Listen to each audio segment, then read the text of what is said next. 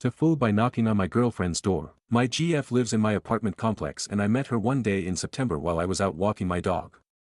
We ended up going on a date that same night and pretty much instantly hit it off and started hanging out with each other almost every day. We would spend whole days together on weekends and we did so many fun things together. I really enjoyed her company and started falling for her. My girlfriend warned me in November that from mid-month to December 15th she would be unavailable. I thought that meant that I wouldn't be able to see her that often. I didn't know that it meant communication from her would become almost non-existent. She stopped texting me the usual "I miss you" or saying, "Good night handsome." It started going longer between texts. After a half week of this I talked with her and asked if she was okay, and if we were okay. She explained that we were okay but she was just incredibly busy and all she really has capacity for is work and sleep, and maybe stopping to eat. But she apologized for making me feel anxious and said she would try. Well, time went on and it got to be 2 weeks since we had spent any time together. I had gotten to see her a few times for maybe 5 minutes in passing. Then my texts and calls started going unanswered. She had told me the last time we were able to speak on the phone that if I ended up getting off early enough on the following Saturday that I could come over for a bit and we could hang out. I called her that night and it rang to voicemail. I walked my dog when I got home and when I walked by her apartment I saw that all of her lights were off. So when I got home I texted that it looked like she passed out and I hope she got some good sleep. I didn't hear back for 3 full days. It didn't look to me like her car ever moved out of her driveway. I never saw lights on passing by her house. I started to get worried about her because I know she struggles with certain health issues, is super stressed and hates her job. It seems like she suffers from symptoms of depression. So I texted her just saying I wanted to check in on her and it makes me feel worried when I don't hear back for this long from her. I still didn't hear anything that day. By the following day I was extremely worried about her. I couldn't think about anything else. I reached out to her best friend and asked and the last time that she had heard from her was. She told me it was the prior week. I expressed my worry and said I wanted to give her space but that I was getting worried and I was thinking about going to check on her. Her friend told me that 4 days is plenty of space and that I should go check on her. I went home on my lunch break, and I walked over to her house. My anxiety was in my throat. It was still dark in her house from what I could see. Her blinds were all closed. I knocked on the front door. No answer. I rang the doorbell. No answer. I knocked again a bit harder. No answer. I rang the doorbell again. No answer. I knocked hard enough that I felt like she would be able to hear it from the bedroom. No answer. I had my phone out with her text message up and I start seeing the typing bubble. "I am on a fucking client call, stop knocking." I immediately left. I sent a text message saying sorry, I was just really worried about her. I thought more and added a little later on that I realized I went overboard with the knocking and I was really sorry. It went another full day and I didn't hear back. I talked to my father who said it doesn't seem like she is communicating, treating you very well. I told him I just wanted to talk to her and I had half a mind to go knock on her door now, at night, just to talk with her and let her know what is going on in my mind.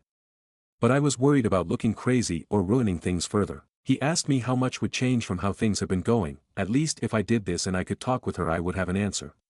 So I wrote a text telling her I was gonna stop by for in 5 minutes to just chat for a bit, and that was really important that we talked. I went over and rang her doorbell.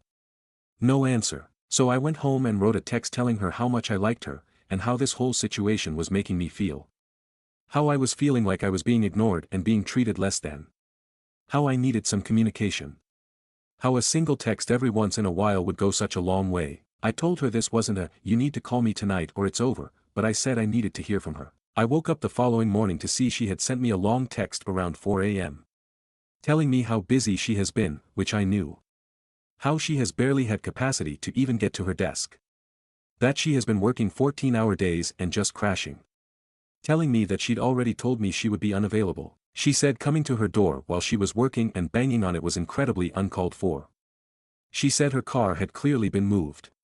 She said that me doing that while I knew she would be unavailable, and she was at work, she works from home, during work hours is a hard line for her. I didn't know that unavailable meant zero contact or being able to see her at all.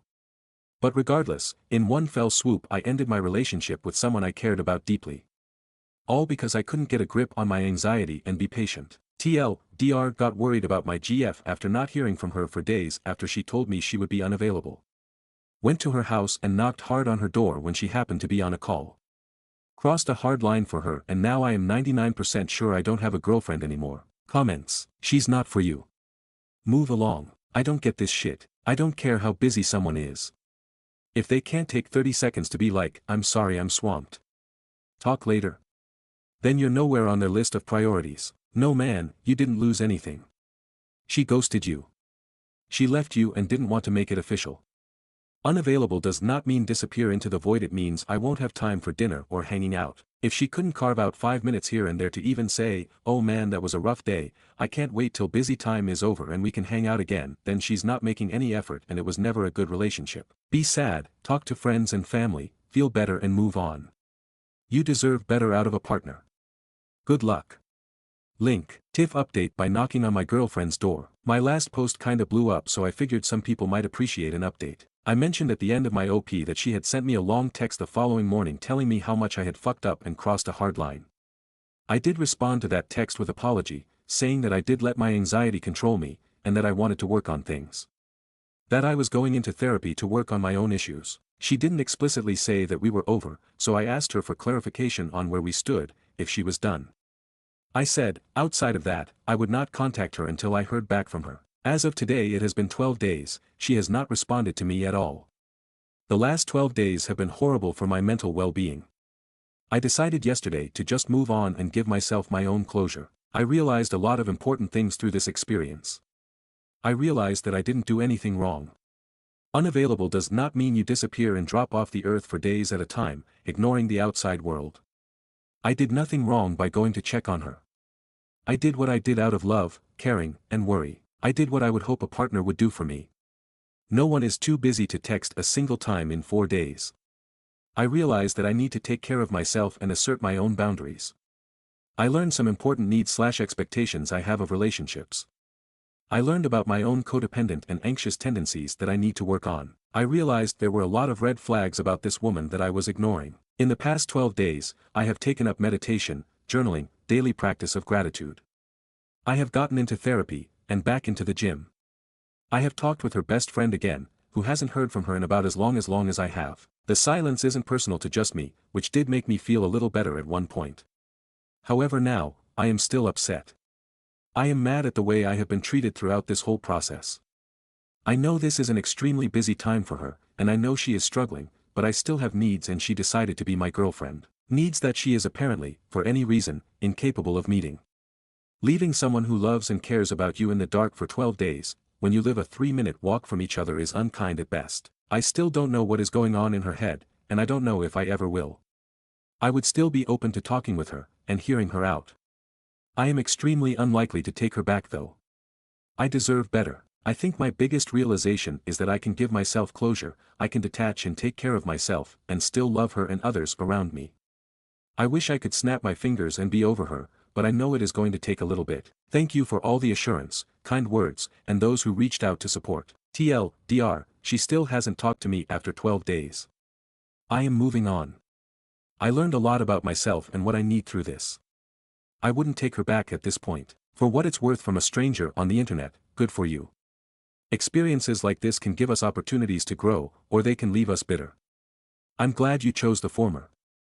Link. I had a similar experience, no knocking but, will be busy, single mom/self-made at-home food prep business type beat, sort of stuff for whole weeks to spend the whole weekend worrying if we'll do STH or will be too tired/busy to even get to do shit. She also started off being really intense as well, so she kinda left me as a hanger-on after she started doing that shit. Eventually I texted her to give me my stuff back and I'll drop out from her life. This, work your ass off until you die and have no energy for anything, world is alienating the shit out of us. Your post helped me realize this is more common than previously thought. The situation itself made me realize you gotta hardline some shit and stay true to yourself. Stories number 2. My 36F fiancé is breaking off our engagement and ending our relationship because I, 37M, still communicate with my ex-wife. My fiancé, Sarah, whom I love with my entire heart and soul, told me tonight she's done.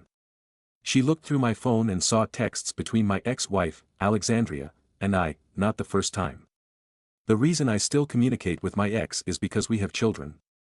They live with me full-time and I'm the sole provider for them. Alexandria and I divorced back during the COVID days and have since then moved on. Sarah and I got together last summer. Yes, I know it's fast. The texts between Alexandria and I are nothing more than typical things relating to the kids. Except on Christmas when my ex and Sarah got into a fight over her not wanting anything to do with my Sarah. We nearly split. She packed her stuff and had it all in her car, after she met my ex for the first time when she came by to pick up the kids on Thanksgiving last year. My ex only wants to get to know Sarah better because she lives with me and my kids, but she's not having any of it. So Sarah took off and I thought we were done then. I did know that Sarah wouldn't want anything to do with my ex-wife, but I think it's unreasonable and not really possible with her acting this way. Well, during that uncertain time around Sarah leaving me, I told Alexandria that my fiancé had some trauma from her past and to not give up on trying to be cordial with her. Well, fast forward to today, Sarah grabbed my phone while I was away briefly and went through it. She's done this before and I have nothing to hide, so I usually don't mind. Well, she decided that because of me telling my ex that info, plus the fact that she asked my thoughts on a birthday gift for one of our kids, that she's done with me because of it. Mind you, the texts with me telling her about Sarah's traumatic past and the conversation about the gift were days apart. Maybe more. We don't talk daily or anything. I'm just not sure whether I should keep fighting for someone who is this insecure and is making this a major issue when it doesn't have to be. How can I remedy this situation? Names have been changed for privacy reasons. TLDR, my 36F fiancé is breaking up with me, 37M, because she doesn't like my ex-wife, who is in my life because we have children and we need to communicate. Edit, spelling. Also, what I told my ex-wife was that Sarah was cheated on by her ex-husband by someone close to her. I did this only so she could excuse her behavior and try to look past it. And I did apologize for doing so. Also, I wanted to mention that Sarah is amazing with my kids.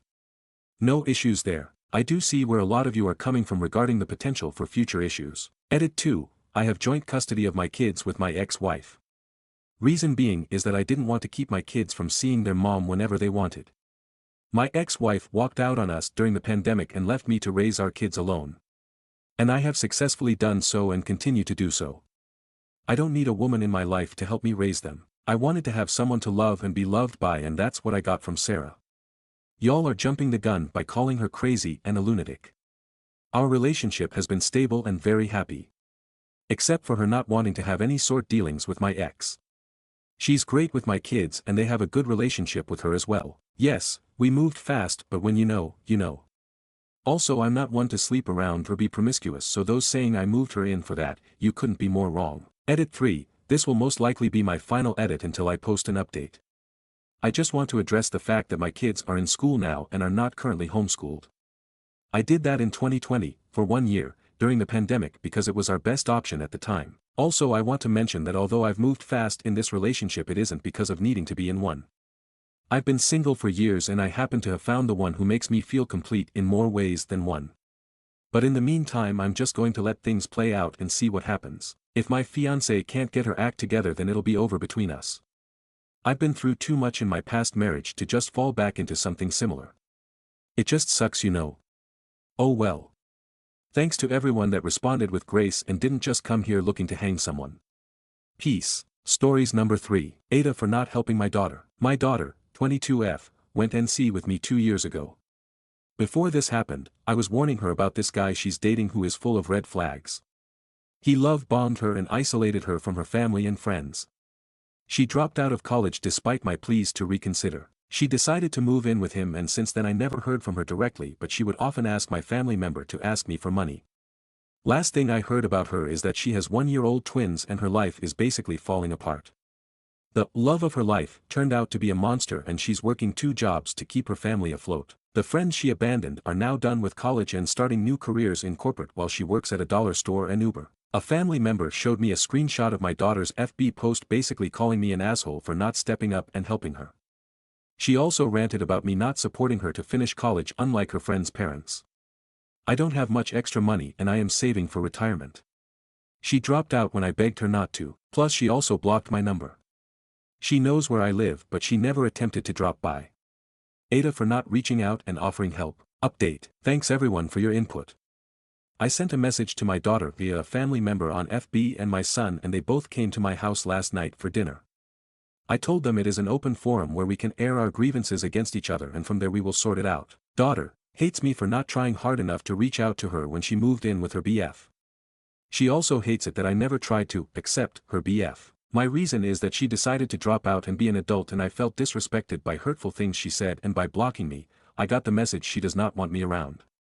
I can never accept her BF. He cheated on her many times and he does not work. I am disgusted. Son, hates me for not giving him the extra money I had saved for the rest of my daughter's college. And he also said, if I didn't want to give it to him, I could have given it to her when she got pregnant. My reason is that I paid for his college too. Since my daughter did not finish, whatever extra money I had saved for her tuition, I moved it to my retirement savings. Why would I give it to him when I already paid for his too? He graduated with 0 student loan. Also, why would I give it to her just because she got pregnant? Being an adult means you are responsible for your decisions. Me, I am disappointed that my daughter dropped out, moved in with her BF, got pregnant, and now living a hard life. I told her I worked my ass off to give her a good life and that she was my little princess. I never wanted her to experience hardship in life, but she chose this life and this is her reality now. I'm disappointed at my son for cutting me off and disrespecting me when I tried to reach out. All in all, we were civil. But they suggested that I get a reverse mortgage so they get their inheritance early and that would help them buy their own house. I said I will think about it. Stories number 4. I'm in love with my baby's mom, but she wants to leave. So I, 27M, met Mila, 25F, like 4 years ago at a bar. Long story short, it was a mutual friend's birthday, we were at this bar, and we had both just gotten out of long-term relationships. Hers was 5 years, mine was 4.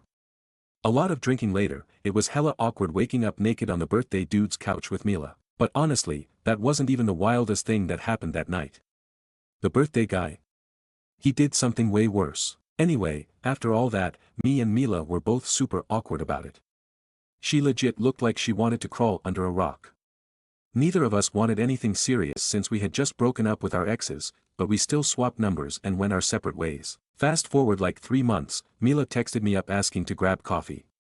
I thought it was kinda weird, but I figured she might want to go on a date or something. When I got there, she looked like she'd been crying. As soon as I sat down, she just started bawling. Turns out, she was pregnant. She hadn't realized cause she was super stressed and tired, but I was the only person she'd slept with. My whole life flipped upside down. We did a DNA test, and it was mine. Then she moved in with me cause she was sharing a room with a roommate. The guest room became hers, and my office is now Andreas' room, but we call him Andy. Having a kid wasn't exactly in my plans, but since Andy came along, my life's been better, honestly. Over the years, me and Mila never really had a romantic relationship, except for this one time she kissed me after Andy was born. We get along, I support them, I'm paying for Mila's grad school, she finishes next year, we split the chores, and I'm always there for whatever she needs. So, in November, Andy's gonna turn 3. We've been planning his birthday, it's around Halloween, so he and his friends are all gonna dress up. He wants to go as Bingo from Bluey. During one of our talks, Mila asked if I wanted her to move out. She said now that Andy's 3, we could co-parent separately, and I could even, like, get a girlfriend if I wanted to. I just went blank and said no, and dipped to my room. Here's the thing, I love her. Having Andy is everything to me, but I'm also legit in love with her. She's smart, beautiful, caring, thoughtful, kind, dedicated, she's literally the most perfect person ever. But I'm way too scared to tell her. We have a kid together, and I'm terrified of ruining everything between us as parents and friends. I don't know if I should tell her how I feel or just keep pretending everything's fine so I don't mess up what we have. What did the birthday boy do? I hope this doesn't violate any rules in this sub. I didn't comment on the OG post, but I snooped in his comments to see what the heck the birthday boy did. I found out. Man, the real question should be, what didn't he do on his birthday? We hit up this bar, and everyone got totally wasted, then there was an after party at his place. We walked there, and I was up front with Mila and some other friends. After that, all I know is from the stories cause I spend the night with Mila, but apparently, he got home barefoot with some random dog he stole from someone's house.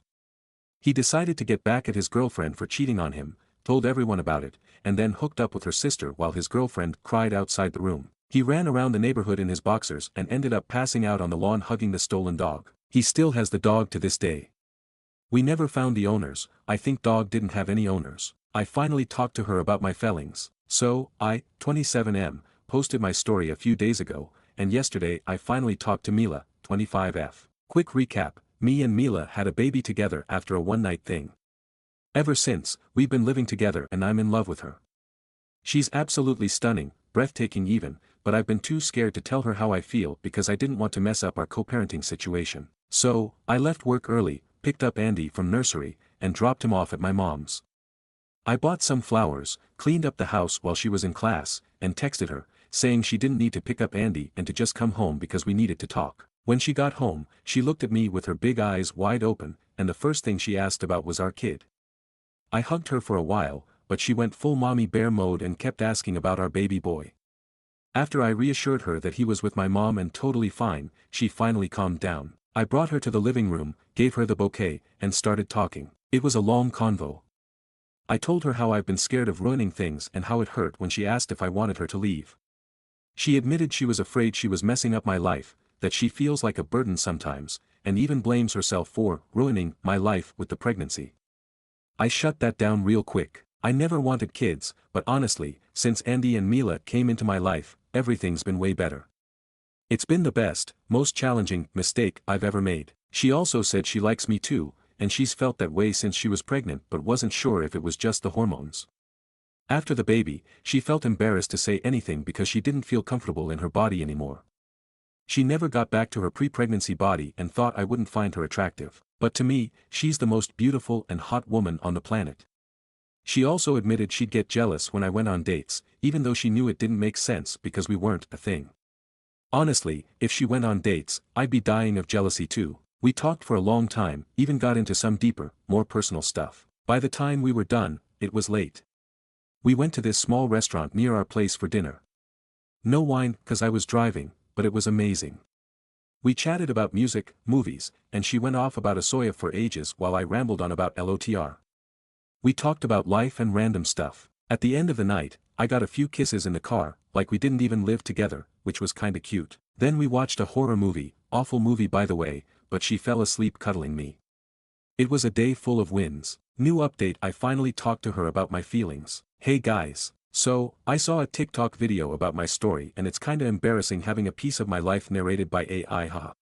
I decided to give y'all an update, but first, a quick note, please use protection. I read some concerning comments about my situation. Yeah, I was pretty drunk and reckless, and things could have turned out way worse. Don't be like me. Alright, here's what's been going on these past few months. We broke up, and she moved to another city, sad face. Just kidding. Andy's birthday was amazing. Everyone showed up in costumes, and the kids loved it. Andy dressed as Bingo, I went as Bandit, and Mila was Chili. Andy was over the moon that we all dressed up, but what melted my heart was when we were getting ready in the bedroom, and my little guy said, I always wanted this. I think the way our dynamic was before, we didn't really have these sweet family moments, and it makes me so happy that my son gets to experience this now. So yeah, we're officially dating now, and it's been nothing short of amazing.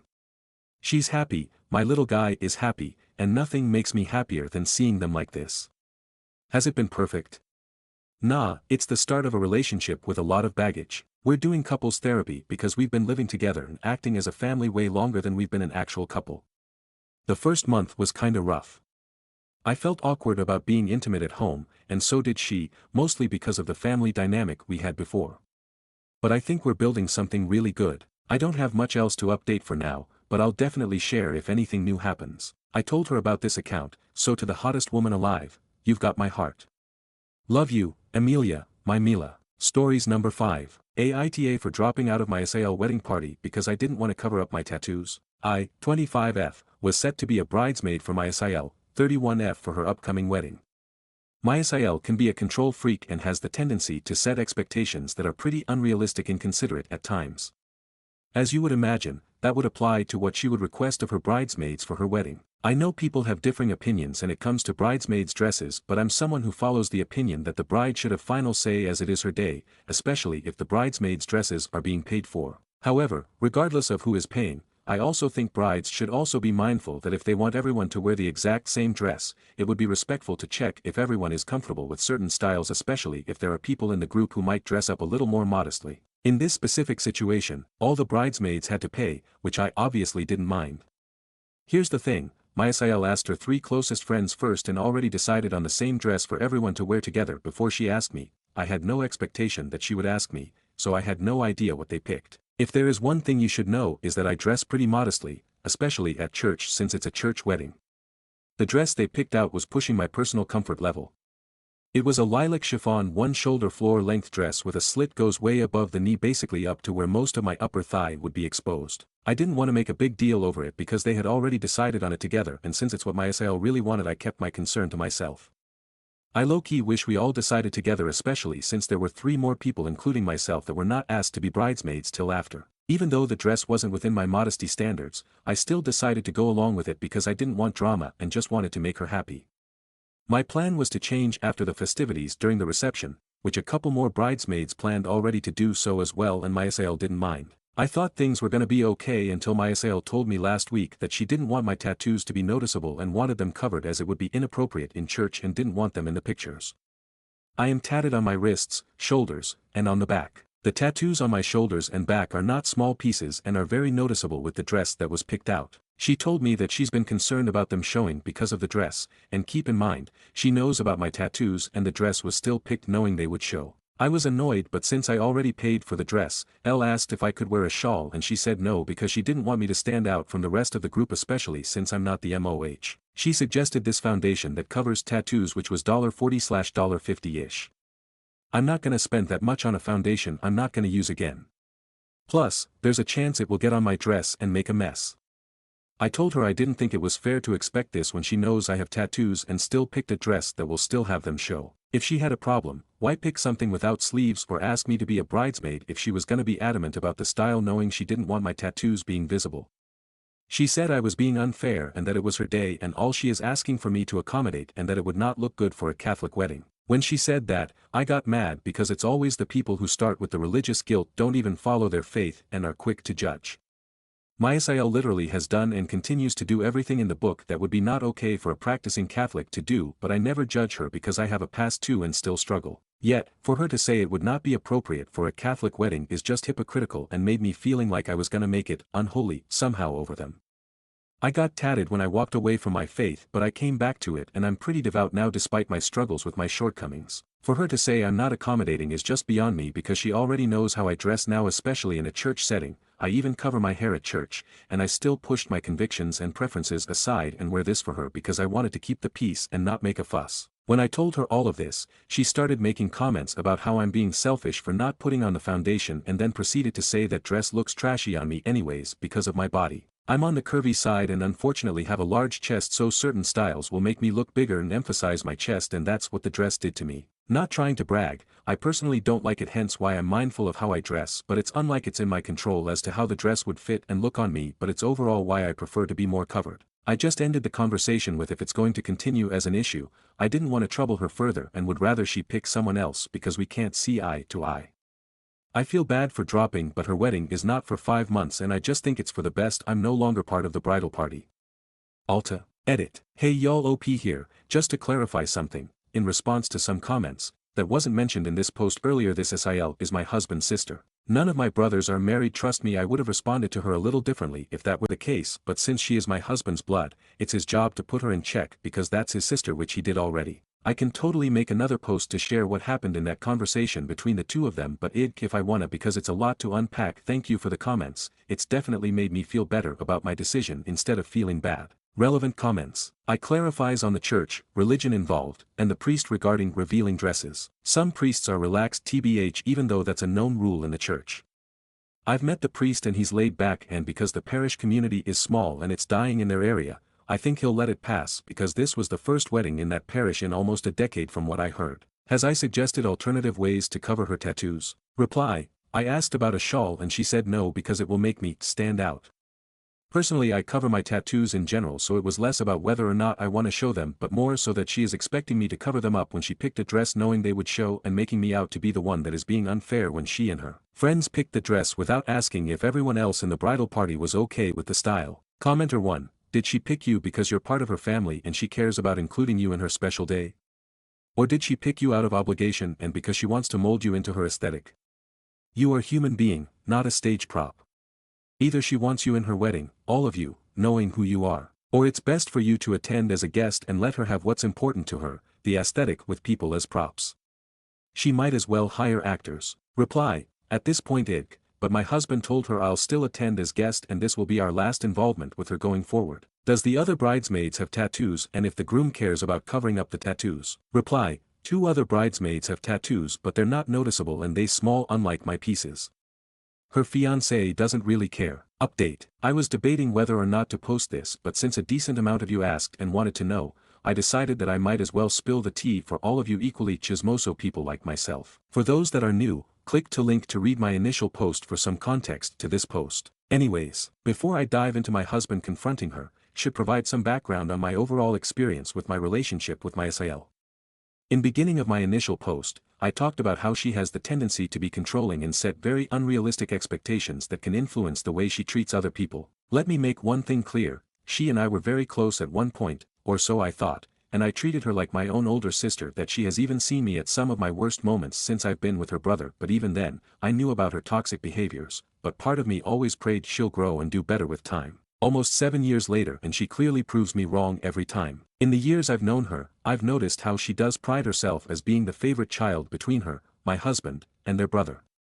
I didn't grow up with my half-siblings and grew up very much an only child, so I never really understood the dynamics between siblings and the competitiveness between them for parental approval and praise. TBH, my husband and his brother don't really take any of it to heart or see anything as a competition, but their sister does. Any given opportunity she finds a way to make remarks about how she is the favorite and which among them is the least favored among the 3 of them. I initially saw it as joking and typical sibling banter, but as time went on, it would irritate me. It especially doesn't help when I notice that my in-laws don't even realize they play favorites enable her BS. For example, if my SAL makes an out-pocket remark or comment at family gatherings, comments that earn you a smack if you had the nerve to say it to the wrong person, and they never say anything to her, but heaven forbid my husband or his brother make a joke about something, they get worked up. It's clear because they're not treated equally, she really does think she can act however she wants. Not gonna get into detail, but she has done things in the past that only prove that as long as things are going in her favor in regards to her parents' approval, they are very religious people. For context, she has no problem outing or screwing over her brothers. My husband has kept a lot of her dirty secrets, and in a moment of vulnerability where he trusted her, she turns around tells my in-laws everything so she can look like the older sibling who cares enough to tell their parents what is going on with him, even though she has done worse that would piss off my in-laws. You might be asking, why not say anything to them as payback? My husband and I are the type of people who also don't think stooping to her level won't achieve anything. Essentially, they're not my secrets to tell because that's between her and God and whether or not she will ever come clean to their folks. Overall, that alone really changed my husband's view of his sister because it showed how selfish she is, and of course he felt betrayed even though this specific occurrence happened almost 6 years ago.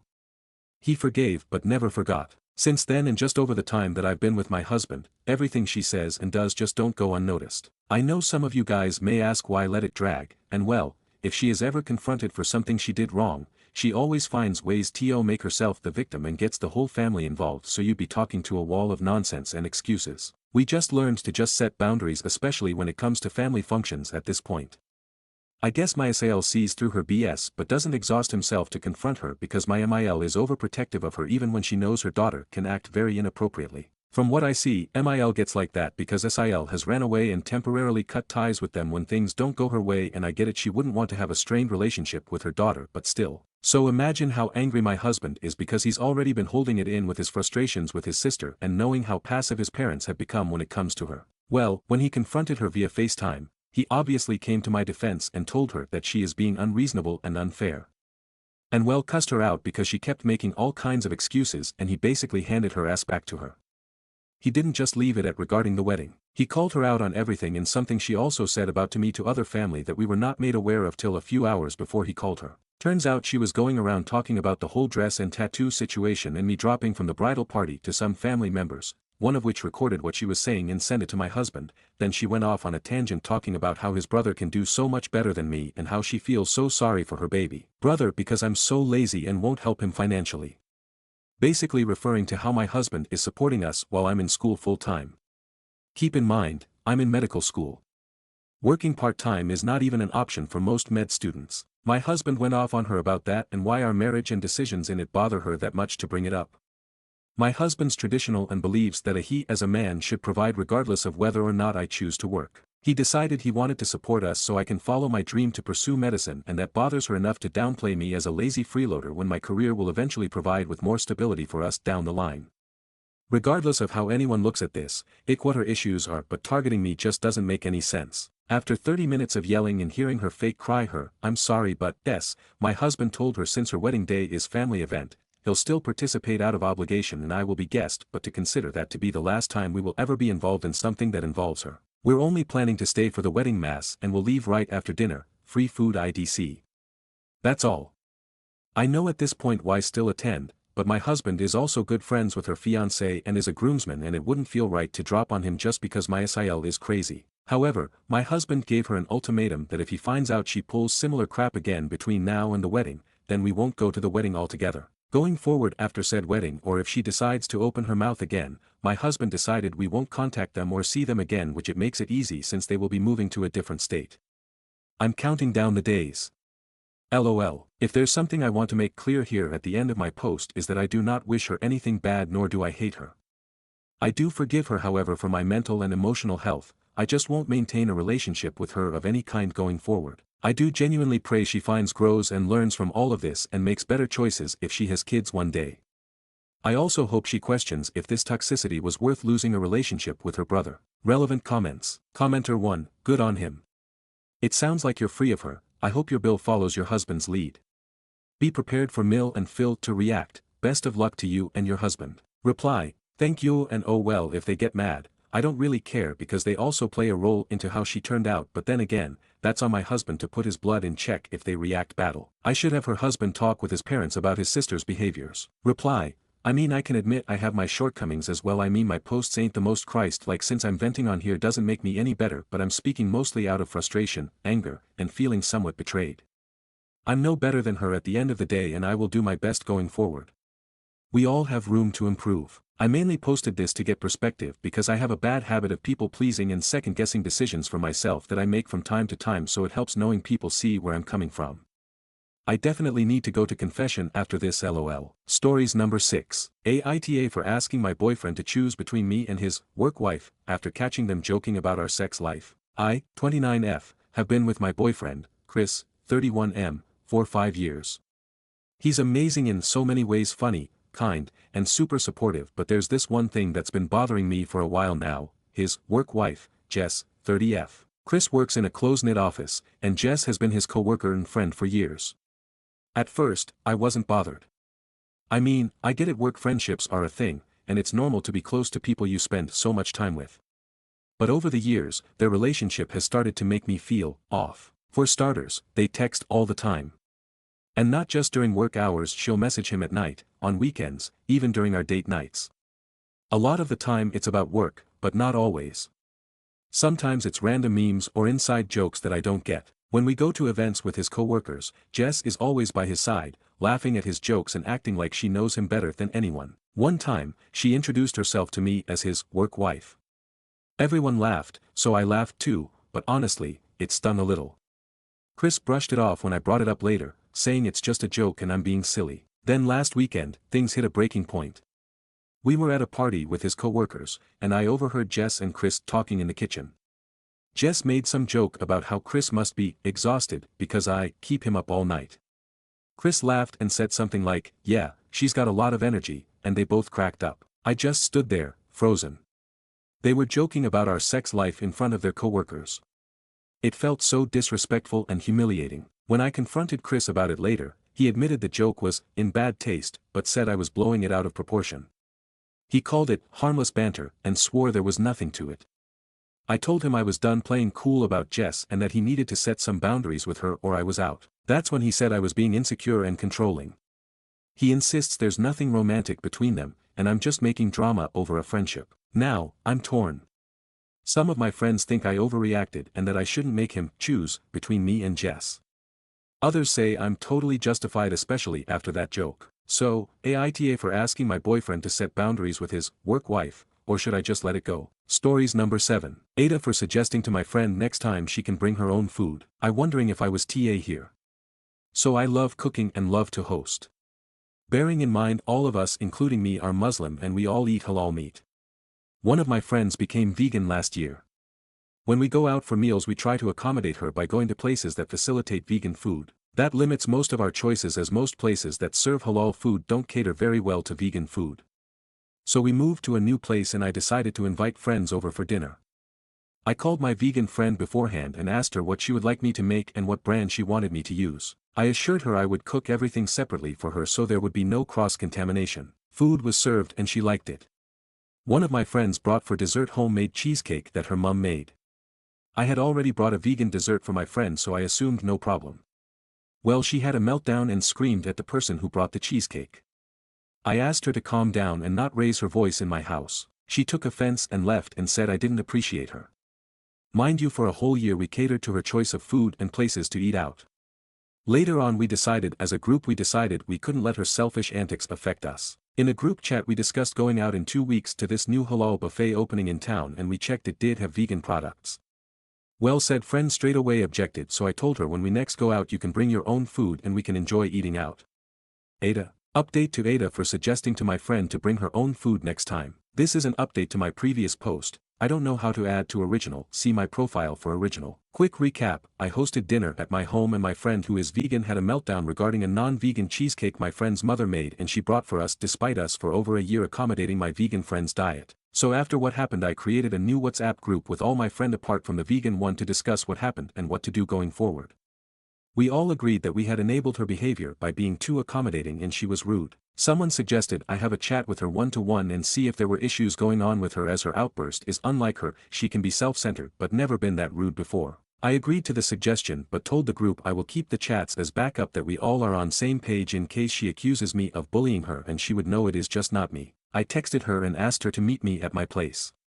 The reason for that is so that number 1 she doesn't have a meltdown in public and number 2 if she crosses the line I was going to ask her to leave my home. My husband was on board with this and he said he would wait outside in the car so she doesn't feel uncomfortable. She wears a headscarf and when we get together we usually are girls only so those of us who wears headscarf can take it off. She agreed to come. We met and after greeting I asked her up front if there was a issues. She was taken back and asked why. I informed her that what happened last time was unlike her and if she is having a hard time. She denied it in beginning but then burst into tears. That day she had an argument with her fiancé in regards to her future MIL. She is the only vegan in the family and wanted the wedding menu to be all vegan. In our culture, Middle Eastern, the groom pays for the wedding and her MIL said while some of the menu can cater to some vegan dishes there will be non-vegan as well for others. And her MIL said that is not up for discussion as they are paying for the wedding. Her fiancé while supports her agrees with his mum as he stated to her she can eat what he wants but he is non-vegan and will not adhere to her diet at home or when eating out. I asked what happened since, she said relationships is shaky and she gave him an ultimatum either her and her views or his mother. He bluntly told her while he loves her he wants a partner that would accept both him and his family. He said if his mother disrespects her or anyone else in his family he would berate him and defend her but in return she has to also give same amount of respect back to him and his family. I asked her did her MIL ban vegan food from the menu completely. She said no, she said they will be both. I asked her when she visits her fiancé family do they provide vegan food for her. She said yes they do. I told her she was selfish and only thought of herself. I said to her that if they had not accommodated her at all I would tell her to leave the relationship. I told her we had tried to be respectful of her choices for over a year but we won't be doing that any longer. That she is entitled and the world doesn't revolve around her. I showed her the group chat where we all agreed if she continues to be disrespectful that she won't be invited out any longer with us. I told her that she needs to be grateful her fiancé was being patient with her, if my husband had been rude to my mother like that I would have broken of the relationship. She raised her voice at me and slapped me all of a sudden. I told her to get out of my house before I call the police for assault. She said who would believe you, then I told her I had recorded our whole conversation, in case she lied later on. She left and I messaged the friend group explained what happened and told them I am done with her and if they want to hang around with her I am fine with it, just to tell me as I don't want to see her. They were all shocked and I am now grieving the loss of a friend who I've known since I was 11 years old. Stories number 8. Overheard BF telling his friend he could never picture himself getting married. Where do I go from here? I recently stumbled upon this sub and want to get a collective opinion about my situation. My 33F boyfriend, 33M, and I have been together for about 3 years. When we first started dating, he said he was dating to marry, and we had a lot of honest, open conversations about wanting to build towards that level of commitment and partnership. In the years since, we've moved in together and supported each other through so much. As of late, I've been feeling a bit sad because 3 years have gone by and there has been no talk of engagement or marriage. which doesn't align at all with how adamant my boyfriend was about marriage as a goal when we first met. He would even often tell me how a little voice in his head was telling him to just marry me after we'd only been together a few months and other things that made marriage seem like a legitimate goal and priority, but I haven't seen that come into play at all. To make matters worse, I recently overheard him having a conversation with his friend in which he said, "I could never see myself getting married." This hurt me quite badly, but instead of freaking out or getting noticeably upset, I just asked him about it. I didn't admit that I'd overheard his conversation, but I did ask what his honest thoughts were about marriage and if his thoughts about it had changed over the years. He responded that he isn't sure he still believes in marriage and can't decide if societal ideas are making him feel pressure to get married one day, or if it's something he actually wants. I reasserted that getting married is a priority for me and I fully intend to be a wife someday. He didn't really have anything to say to that. We walked away from this conversation very calmly, no heated emotions, but I think I need to leave my boyfriend over this. I'm also realizing that I have basically given him all the benefits of being married without actually marrying him and that this is no longer fair to me. I don't resent him and I don't regret the ways I've been able to support him, but this has included giving this man a lot of money over the years when he was struggling financially, which I did because it felt like the right thing to do, and because I thought we were meant to be life partners. What do you think? Do I need to move on? Comments. You're lucky you overheard what he really thinks. I'd leave. Too many of these men who don't want marriage don't mind using women's time and resources. It's interesting how many of these men who don't want to be married are always out here draining some poor woman and taking advantage of the fact that she wants marriage. Let him enjoy being truly single and stop subsidizing his life. Link. Update. I overheard my BF telling his friend he could never see himself getting married. Where do I go from here? First of all, I just want to say thank you to the hundreds of people who commented on my original post and gave me their heartfelt opinions and advice. I didn't expect such a huge response, and I'm genuinely grateful. To make a long story short, I left him. The truth is, it's not just marriage that my ex was putting off. He continually made promises for the near and distant future that just never came true, from vacations to home renovations, and when I confronted him more directly about the prospect of marriage, he informed me that he didn't feel sure about marrying me, primarily because our families haven't met yet and because I wasn't willing to buy a house together before we got married. He denied ever saying he could never see himself getting married, but I know what I heard, so. We had the buying a house together conversation towards the beginning of the relationship, and I was firm and clear that I didn't feel comfortable doing that unless I was married. In fact, I didn't think it was relevant to include it in my previous post because I thought it had been resolved between us. And I don't see why our families should meet if we aren't at least engaged, but maybe that's just me. We had other issues as well, which I won't go into too deeply, but over time I've started to feel less like a partner and more like a housekeeper. My ex was very, very messy, and a frustration he voiced as we were breaking up was that I wasn't willing to pick up after him. I'm not kidding.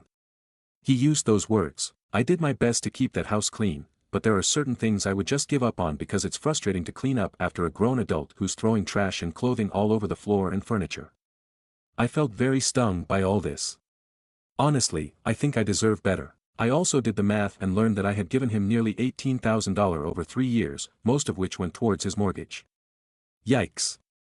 He offered, without me prompting, to start paying it back, but I haven't started making those arrangements yet. I'm currently staying with my parents through the holiday season and will be moving into a new place in January. As sad as I feel, I also feel deeply at peace. My husband is out there, and I know I will find him in the coming years. Comment. He makes trash. He treats you like trash. He is trash. Good riddance to him. Find someone who values you. Stories number 9. My 28F, best friend, 29F, keeps inadvertently called me her ugliest bridesmaid and now I don't know how to feel about our friendship. For context, I and Rochelle, fake names for anonymity, have been friends since we were kids. She is an incredibly smart, talented, and beautiful woman and always has been, but she can be a bit blunt and mean at times, so I try to take what she says with a grain of salt. However, a recent comment really bothered me. I thought it was in my head, but I keep dwelling on it and I'm not sure whether I should just drop it and move past it or address that my feelings were hurt. Rochelle is getting married, and her to-be husband is a wonderful man.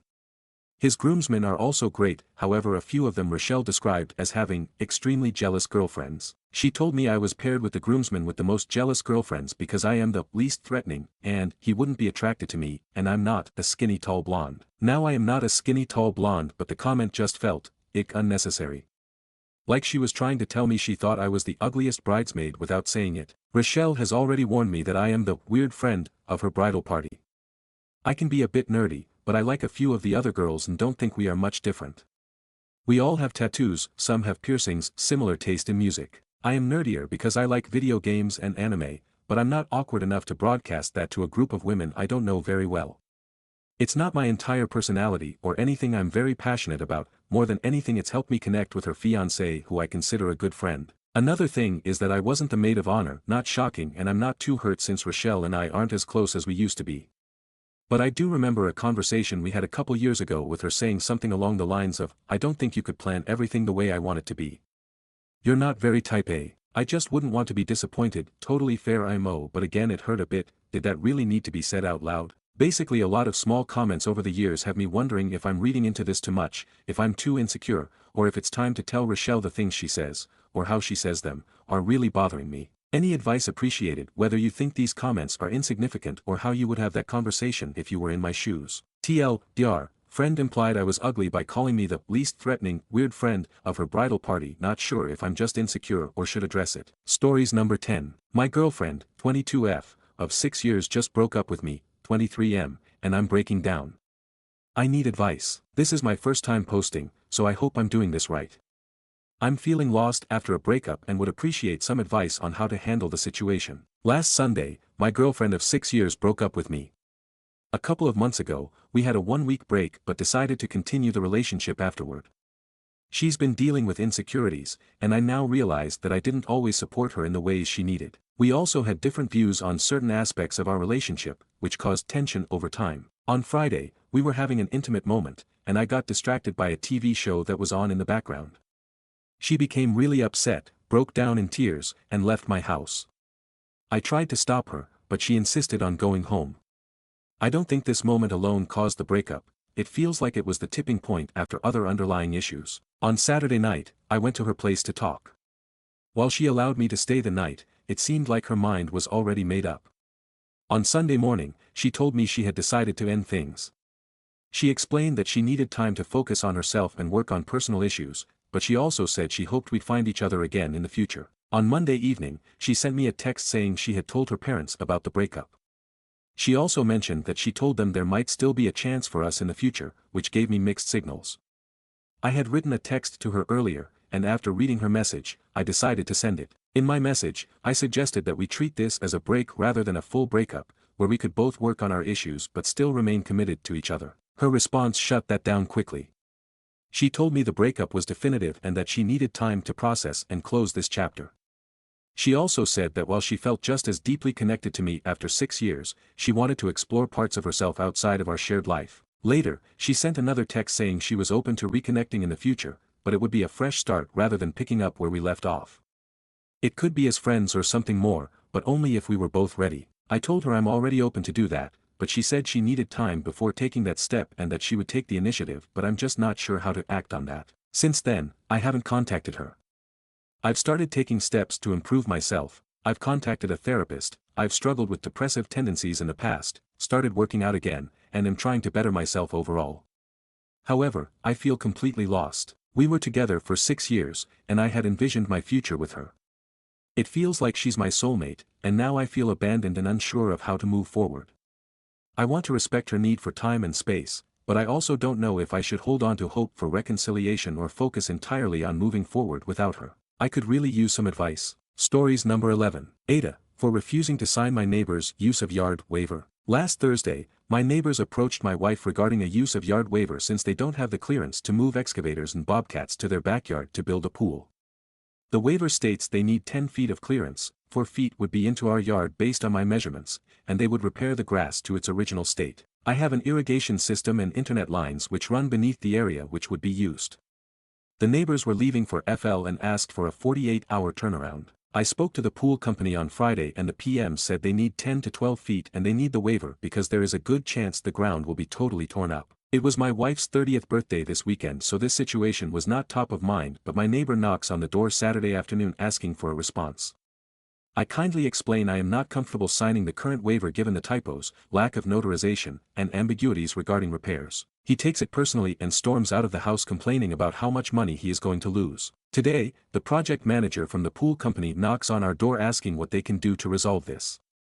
I told him I really don't want my yard torn up, but at minimum a new waiver needs drafted and I would consider it. He then says we have an electrical easement which runs 1.5 feet into our yard in the exact spot he wants to use and would just call for access.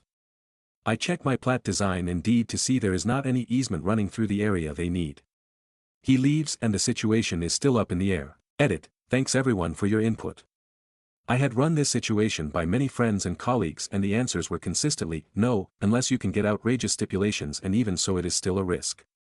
At the end of the day, I don't want to be dealing with the pool contractor or neighbor to return my yard and irrigation to its original state. Stories number 12. Aita for refusing to continue providing free childcare for my stepdaughter. I did a work program with the local clerk of court's office when I was in high school. They hired me when I graduated, and I had my 30 service years before I turned 50. With 30 service years you can get your full pension at any age. I worked until my first grandchild was born, then I retired to be grandma daycare. I have 5 grands, 8 male from my stepson, 7 male from my son, 5 female and 18-month male from my daughter. I babysat all of them with no issues or complaints. I still keep the 18-month-old Monday through Friday and the older one summer and school holidays. My stepdaughter and her boyfriend has been non-stop drama since before the baby was born. When she was 10 weeks pregnant they presented a 3-page list of rules for when I was babysitting. They said if I didn't sign it, they wouldn't allow me to babysit. I said that I understood their need to do what was best for their baby and I assured them that there would be no hurt feelings on my end when they made other childcare arrangements. Some of the rules were almost understandable but most were downright ridiculous, and none of it was going to work for me. I don't remember them all but some examples are, I can't take the baby anywhere without their permission, I can't watch more than one additional child while babysitting, I can't cook, I had to provide the full name, DOB, and address of any potential visitors ahead of time for their approval of the person being around their child. They have to know anytime I have a guest over and know who it is and how long they stay. My 9-year-old cat would have to be kept out of rooms where the baby would be, even when the baby wasn't there. I couldn't get another pet without their agreement. When she was 7 months along they came back with revised rules in an attempt to compromise. I again let them know that their expectations were not going to fit with my life and they should just find other childcare. 2 days after my stepdaughter went back to work, she called and asked if I could keep Cullen the next day. I agreed but made it clear that I was going to provide safe, appropriate care according to my judgment and I wasn't going to deal with complaints or whatever that I was violating their rules because I wanted it very clear that I was not agreeing to any of that. My stepdaughter was okay on the days she picked Cullen up and dropped him off. I felt like she was interrogating me every time she picked him up but it was tolerable, but her boyfriend was downright rude.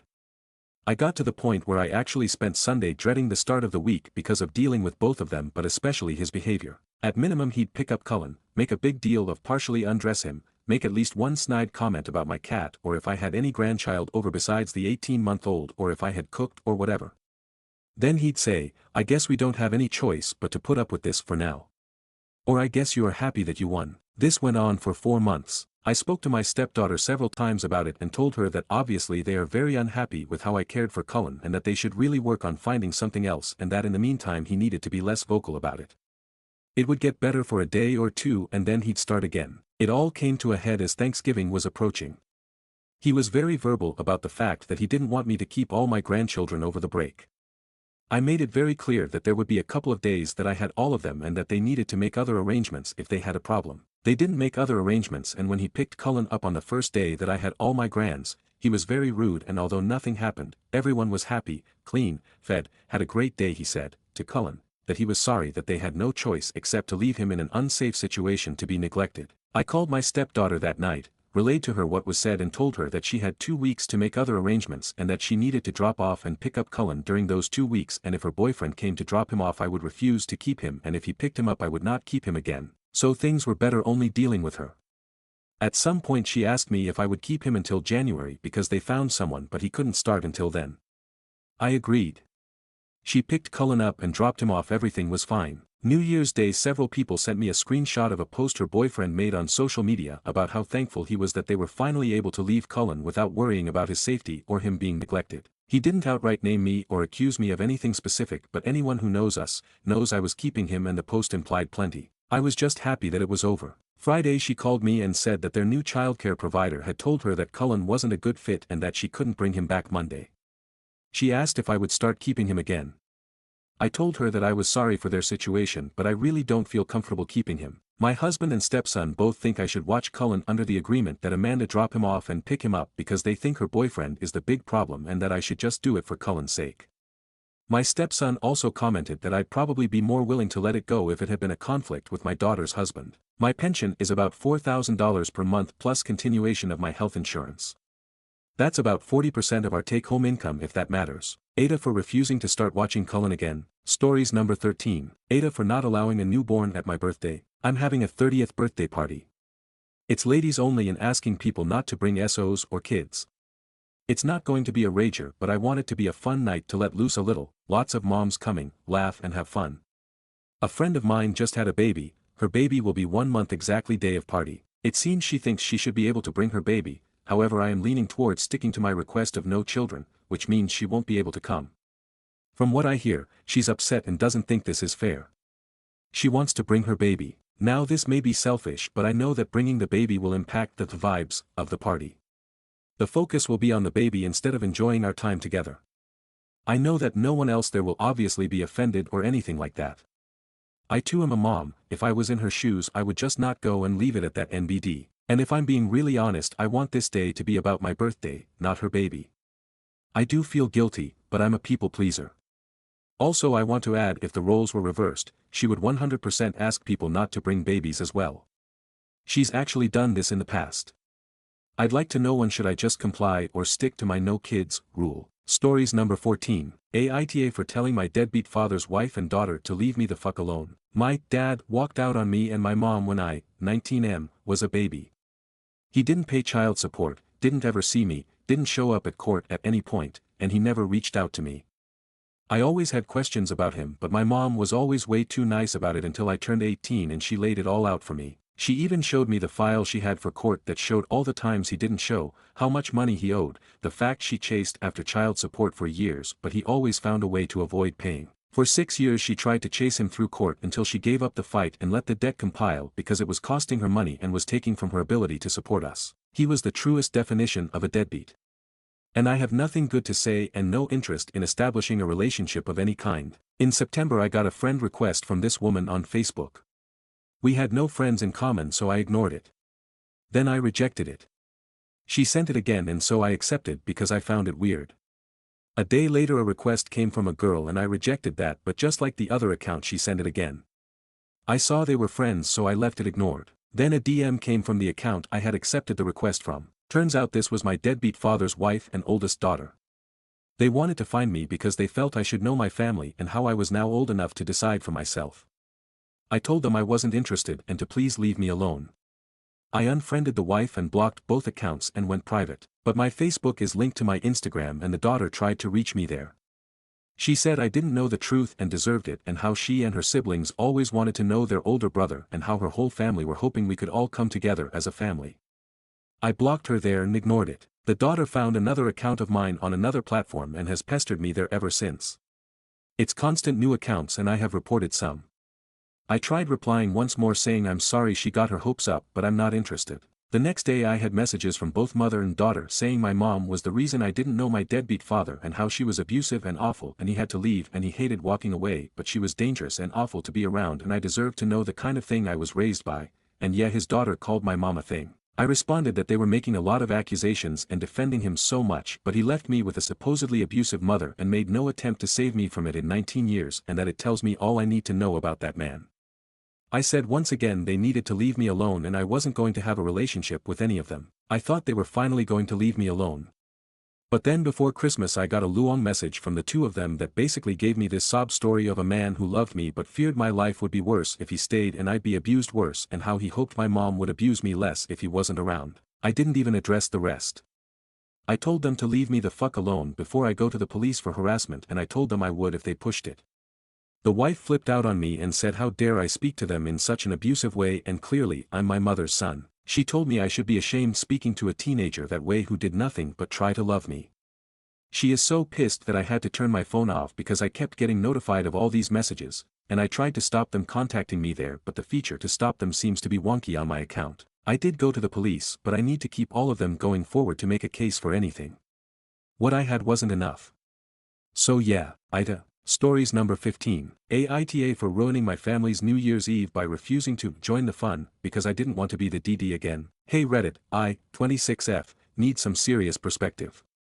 I'm starting to think I might be the asshole, but I still feel like I'm in the right lol. Every New Year's Eve, my family has a big party at my aunt and uncle's house, and every year, without fail, I end up being the DD. Don't get me wrong, I love my family, but it's starting to bug me. It's been like this since I was 19, even before I was legally allowed to drink. I don't drink much, maybe a glass of wine or a beer, but I don't get plastered. I'm fine with driving people home if they need it, but for the past few years, everyone expects me to not drink so I can drive them back. Every year, it's the same. Oh, can you drive? You're not drinking anyway. I always say yes because I don't want to let anyone down. Fast forward to this year's New Year's Eve. I told my family ahead of time I wasn't going to be the DD anymore. I just wanted to enjoy the night, have a couple of drinks, and not be responsible for getting everyone home. I even told my cousin, who usually gets really sloshed, that I wasn't driving this year, and she was fine with it. When I got to the party, it was the usual chaos.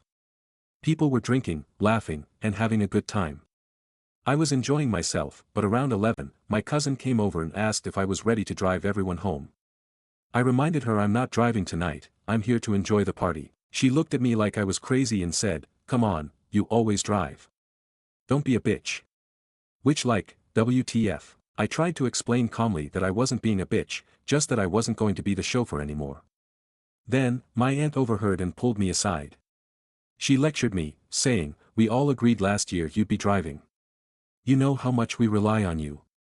Everyone else is too tipsy, and Ubering is so unsafe. Just drive this one time, for the family." I felt a ton of pressure but refused. I told her I'm not their chauffeur and wasn't going to do it again just because no one else could figure out their own ride. My aunt got upset, saying I was being selfish and that we're family. She said I'm the only one who doesn't get too drunk, so it makes sense for me to help out. I told her I had already had 3 beers, so I wasn't even legally supposed to drive myself. That's when I snapped. I told them it's not my job to be their DD every year just because I'm the only one who doesn't get blackout drunk. They needed to figure out their own rides this time. Then I got up and left. I felt bad walking out, but I didn't want to be a doormat anymore. I spent the rest of New Year's Eve at home, watching Netflix and eating leftover pasta with my boyfriend. My family texted me, calling me dramatic, selfish, and saying I ruined the night. They said I was being super sensitive and that everyone was disappointed in me. Everyone's demanding an apology out of me even now. And by the way, I got home perfectly safe by Uber. But anyways, Reddit, Aita. Stories number 16. Aita for not buying my girlfriend's kids' cars. My daughter is turning 16 and I agreed to help get her a car. She asked for a little Honda or Toyota that's good on gas. We set a budget of $3,000 and if she wants something more expensive then she needs to kick in the remainder. My girlfriend's 2 kids got upset because I won't buy them the cars they want. One asked me for BMW i8 and the other requested a brand new truck. I told them they needed to take it up with their mom and dad that they are the ones that should be buying them a car. We aren't married and only been together 2.5 years. Their dad is pissed because I won't help out his kids and girlfriend's pissed because I'm doing for my kids but not hers. Girlfriend's sister and husband agrees with them saying I'm an asshole for treating her kids different. I don't think I'm the asshole but instead feel like I got a gold digger family after what I work hard for. Figured I'll let the internet determine if I'm actually the asshole and if I should reconsider my stance on the subject. Stories number 17. Aita for telling people I'm still going to drink at a bachelor party. A large group of friends and I are going to Tahoe for 3 nights for a bachelor party / guys trip. We haven't had one in over 2 years. Later this month and over the last week drama has hit. Primarily by me. I'm 35M, have a 2-year-old and a 5-month-old. I'm using vacation time and bought a flight 4 months ago to go on this trip. I don't get out much nowadays with the 2 kids.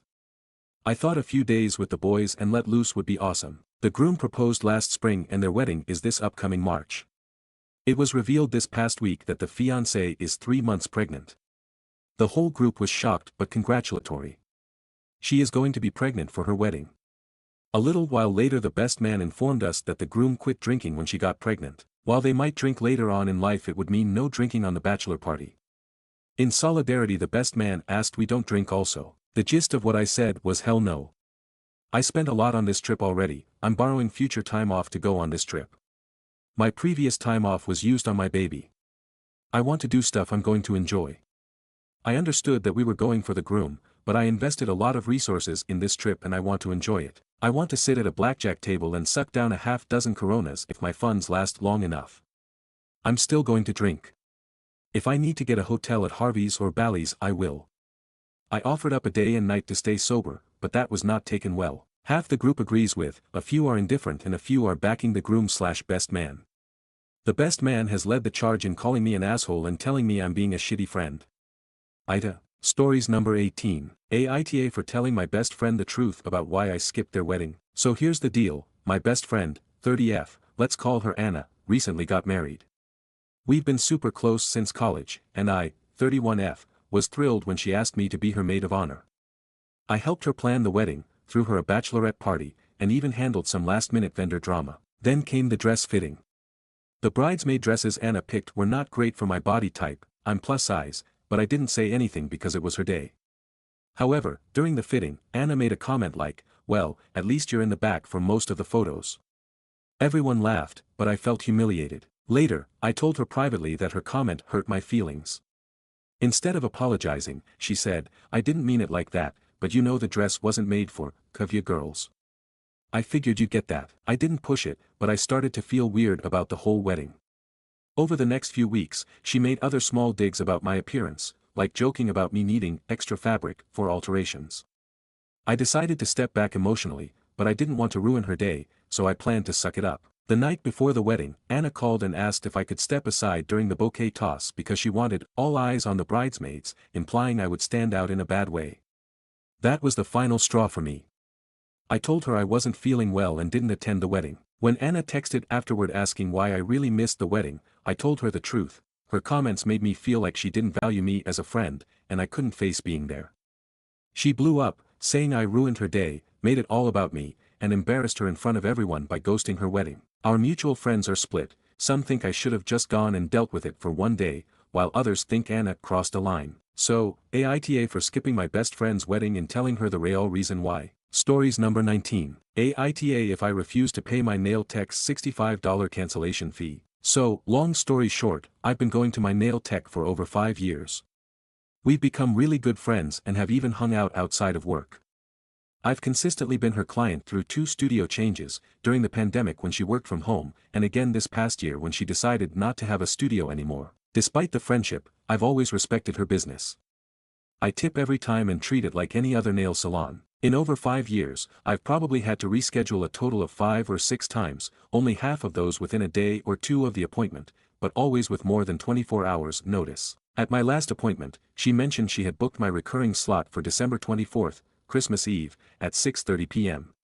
My recurring appointments are usually at 6:30 p.m. after work. I'll be honest, I was a bit surprised because I assumed appointments would be pushed back to after the holiday. She told me she didn't have plans for Christmas Eve, so she was still working. I expressed some concern about being able to make it since there was talk of a family Christmas Eve dinner, which I let her know. We talked about moving the appointment to 5 p.m., but she couldn't. It ended with me saying I think I can make it. Flash forward to December 23rd, I get confirmation the dinner is happening. At 2:30 p.m., I texted her saying I'm sorry but I won't be able to make it. I asked her if she could please move the appointment to after Christmas, giving more than 24 hours notice. She responded offering the 12:15 p.m. slot that day, but I let her know I couldn't take it because I was working.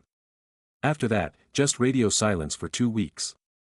I followed up again and still got no response. Then finally today, she sends this message, OMG so sorry I told you I'm terrible about checking my texts, you have to DM for me to see it. What do you mean double move? And so awkward part. Remember when we confirmed you're recurring? I did inform everyone these appointments would be on Christmas Eve, so I had to be really strict with my cancellation policy. So your last appointment missed was on Christmas Eve. I do need to ask for that $65 fee whenever you're ready. Sorry, I hate this part of my job, especially when it comes to friends. A few things about this don't make sense. I told her I might not be able to make it. I'll own that I said, I think I can, but it wasn't certain. Texting has always been our primary communication. I've never once sent her a DM in the 5 years I've known her. She didn't mention any policy when I asked to reschedule. She's never told me about this policy, and it's not posted anywhere. I still don't even know what it is. My understanding is that 24-hour notice is standard in the beauty industry and doesn't incur fees, let alone the full appointment cost. There have been other times where I've felt taken advantage of because of our friendship, appointments starting late, sometimes over 40 minutes, and questionable safety practices since she moved her studio back to her mom's house, like reusing drill bits, unsterilized tools, and old nail files. I've been a loyal client for over 5 years and have always supported her business, but I feel like this has gone too far. Aita if I refuse to pay the $65 cancellation fee. Stories number 20. Aita for wanting to leave my 32F husband, 38M, because I can't deal with the weaponized incompetence anymore. This is one example from today. He has done things much worse than this and does them regularly. I feel like I have a third son, not a partner anymore. I had my son, 2M, booked for an audiology appointment this morning at 8 a.m. I was rostered to work, so told my husband he had to take him to the appointment, and then drop both our boys at daycare. Not hard, he works away in the mines, so I do things like that all the time, as I'm sure you all do too. I woke up at 6 a.m. for work today, go in and wake him up so he's running on time and get hit with, OMG, I'm so sick, I'm sweating, I've got a sore ear, I've been up every hour, so I say, oh that's no good, well once the kids are at daycare by 9 a.m. you can come back to bed all day. To be met with no, absolutely not, I'm too sick, you have to take the kids to daycare. He hadn't taken any Panadol, ibuprofen, anything. Just flat out refused, so he not only makes our boy miss an important appointment, but then also makes me late for work because I normally wake up at 5 a.m. to get the kids and I ready and fed when I do daycare drop-off before work when he's not here. I text him saying if I get home and he's not dying in bed, he'll wish he was dead. He texts back saying, I'm so sorry, I hate letting you down, I'm seriously unwell. I ignore him for the rest of the day, get home from work, he's not here. I ring him, he's at shops buying groceries because we have no food. He's also cleaned the house spotless out of guilt. Well darn, that must be one of the quickest recoveries ever made. I just can't deal with the weaponized incompetence anymore. He thinks I'm being harsh and unfair. I think he's taking the actual piss and honestly have thought of pulling the pin. What's your thoughts? Am I just being a nag? Stories number 21. Aita for dismissing my IL's attempts to convince me to follow their family baby naming traditions. My husband and I, both 20s, are expecting our first child, and we have decided not to do what his family typically does by using family first names and middle names as our baby names. We both have our reasons. I don't have a family. I was a foster kid. My birth family is shit. I never found a forever family in the system. My husband said it would feel weird to pick from just his side. Especially when we already have his last name. He doesn't want it to seem like I'm unimportant, and I appreciate it because it does make me emotional when I think about having to say we named our kids after family, but it's only his side. Just adding some salt to the wound of being unwanted as a kid. My husband's reason is he would be under a tremendous amount of pressure to choose to use names from his mom and stepfather's sides of the family and not from his late dad's side. While he would prefer to use names from just his parents' sides. It would be a big deal though. Most importantly because there was already some drama over our last name. His name was changed when his mom remarried to his stepfather's and he changed it back as an adult. That was a very sensitive and sore point for them, and he doesn't want to juggle their feelings when we're meant to be the parents and naming the children as a couple and not with his family. The news got around because a relative had wanted to use the name of a recently deceased relative for their unborn child. Our baby is due first and the relative wanted to check if we were using it. My husband said it was fine. But the relative was like, you sure, could you change your mind, etc. My husband said we weren't using a family name at all. This was kept quiet for several weeks, and then the relative blurted it out during an extended family dinner, and my husband's family were acting like the world was ending. I know my ILs feel strongly about this, but it was an overreaction, I thought. They tried to change our minds, and my husband's mom and stepfather were very outspoken about how much it meant to them and how they felt my husband should follow it for the kids. He said we were the parents and we didn't want to, but that wasn't good enough, according to them. Over the holidays they kept trying to approach me about it, and I said I was only talking names with my husband. They didn't give up and tried to convince me that it would be good for the baby and how I should want to use family names. I told them to give up because I wasn't listening and wasn't going to listen. They told me it was so rude to dismiss them like that when they're only trying to be caring grandparents. They told me I should be grateful they want us to keep the tradition. My husband told them to leave me alone and we needed some space if they're going to be like this. Aita. Stories number 22. Aita for telling my best friend if she wasn't always trying to get with my husband, her boyfriend wouldn't have left her. I, 27F, have been best friends with Kira, 27F, since we were little. We were neighbors, went to the same school, college, etc. She was my Mo when I married Rowan, 28M, who we went to college with. At first, Kira had a big crush on him, but he started liking me. We slowly got closer and I started liking him too. This was after Kira had told me she'd gotten over it and was dating another guy. But I still felt really guilty and didn't want to date him if it would hurt Kira.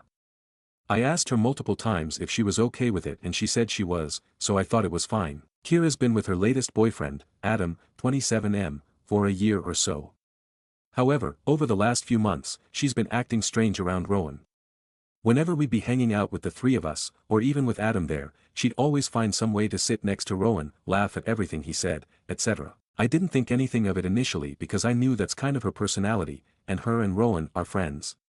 But then she started always asking me if Rowan was there before she came over, and if I said no, she'd often suddenly say she couldn't come, though sometimes she would say that even if I said he was here. Rowan also told me about a comment she made to him once about how he was so patient for putting up with me being too tired to do anything with him now that I was pregnant, which I thought was weird. The odd behavior continued, but TBH, the pregnancy had been keeping me too exhausted to give it a lot more thought, and Rowan seemed as friendly with Kira as always.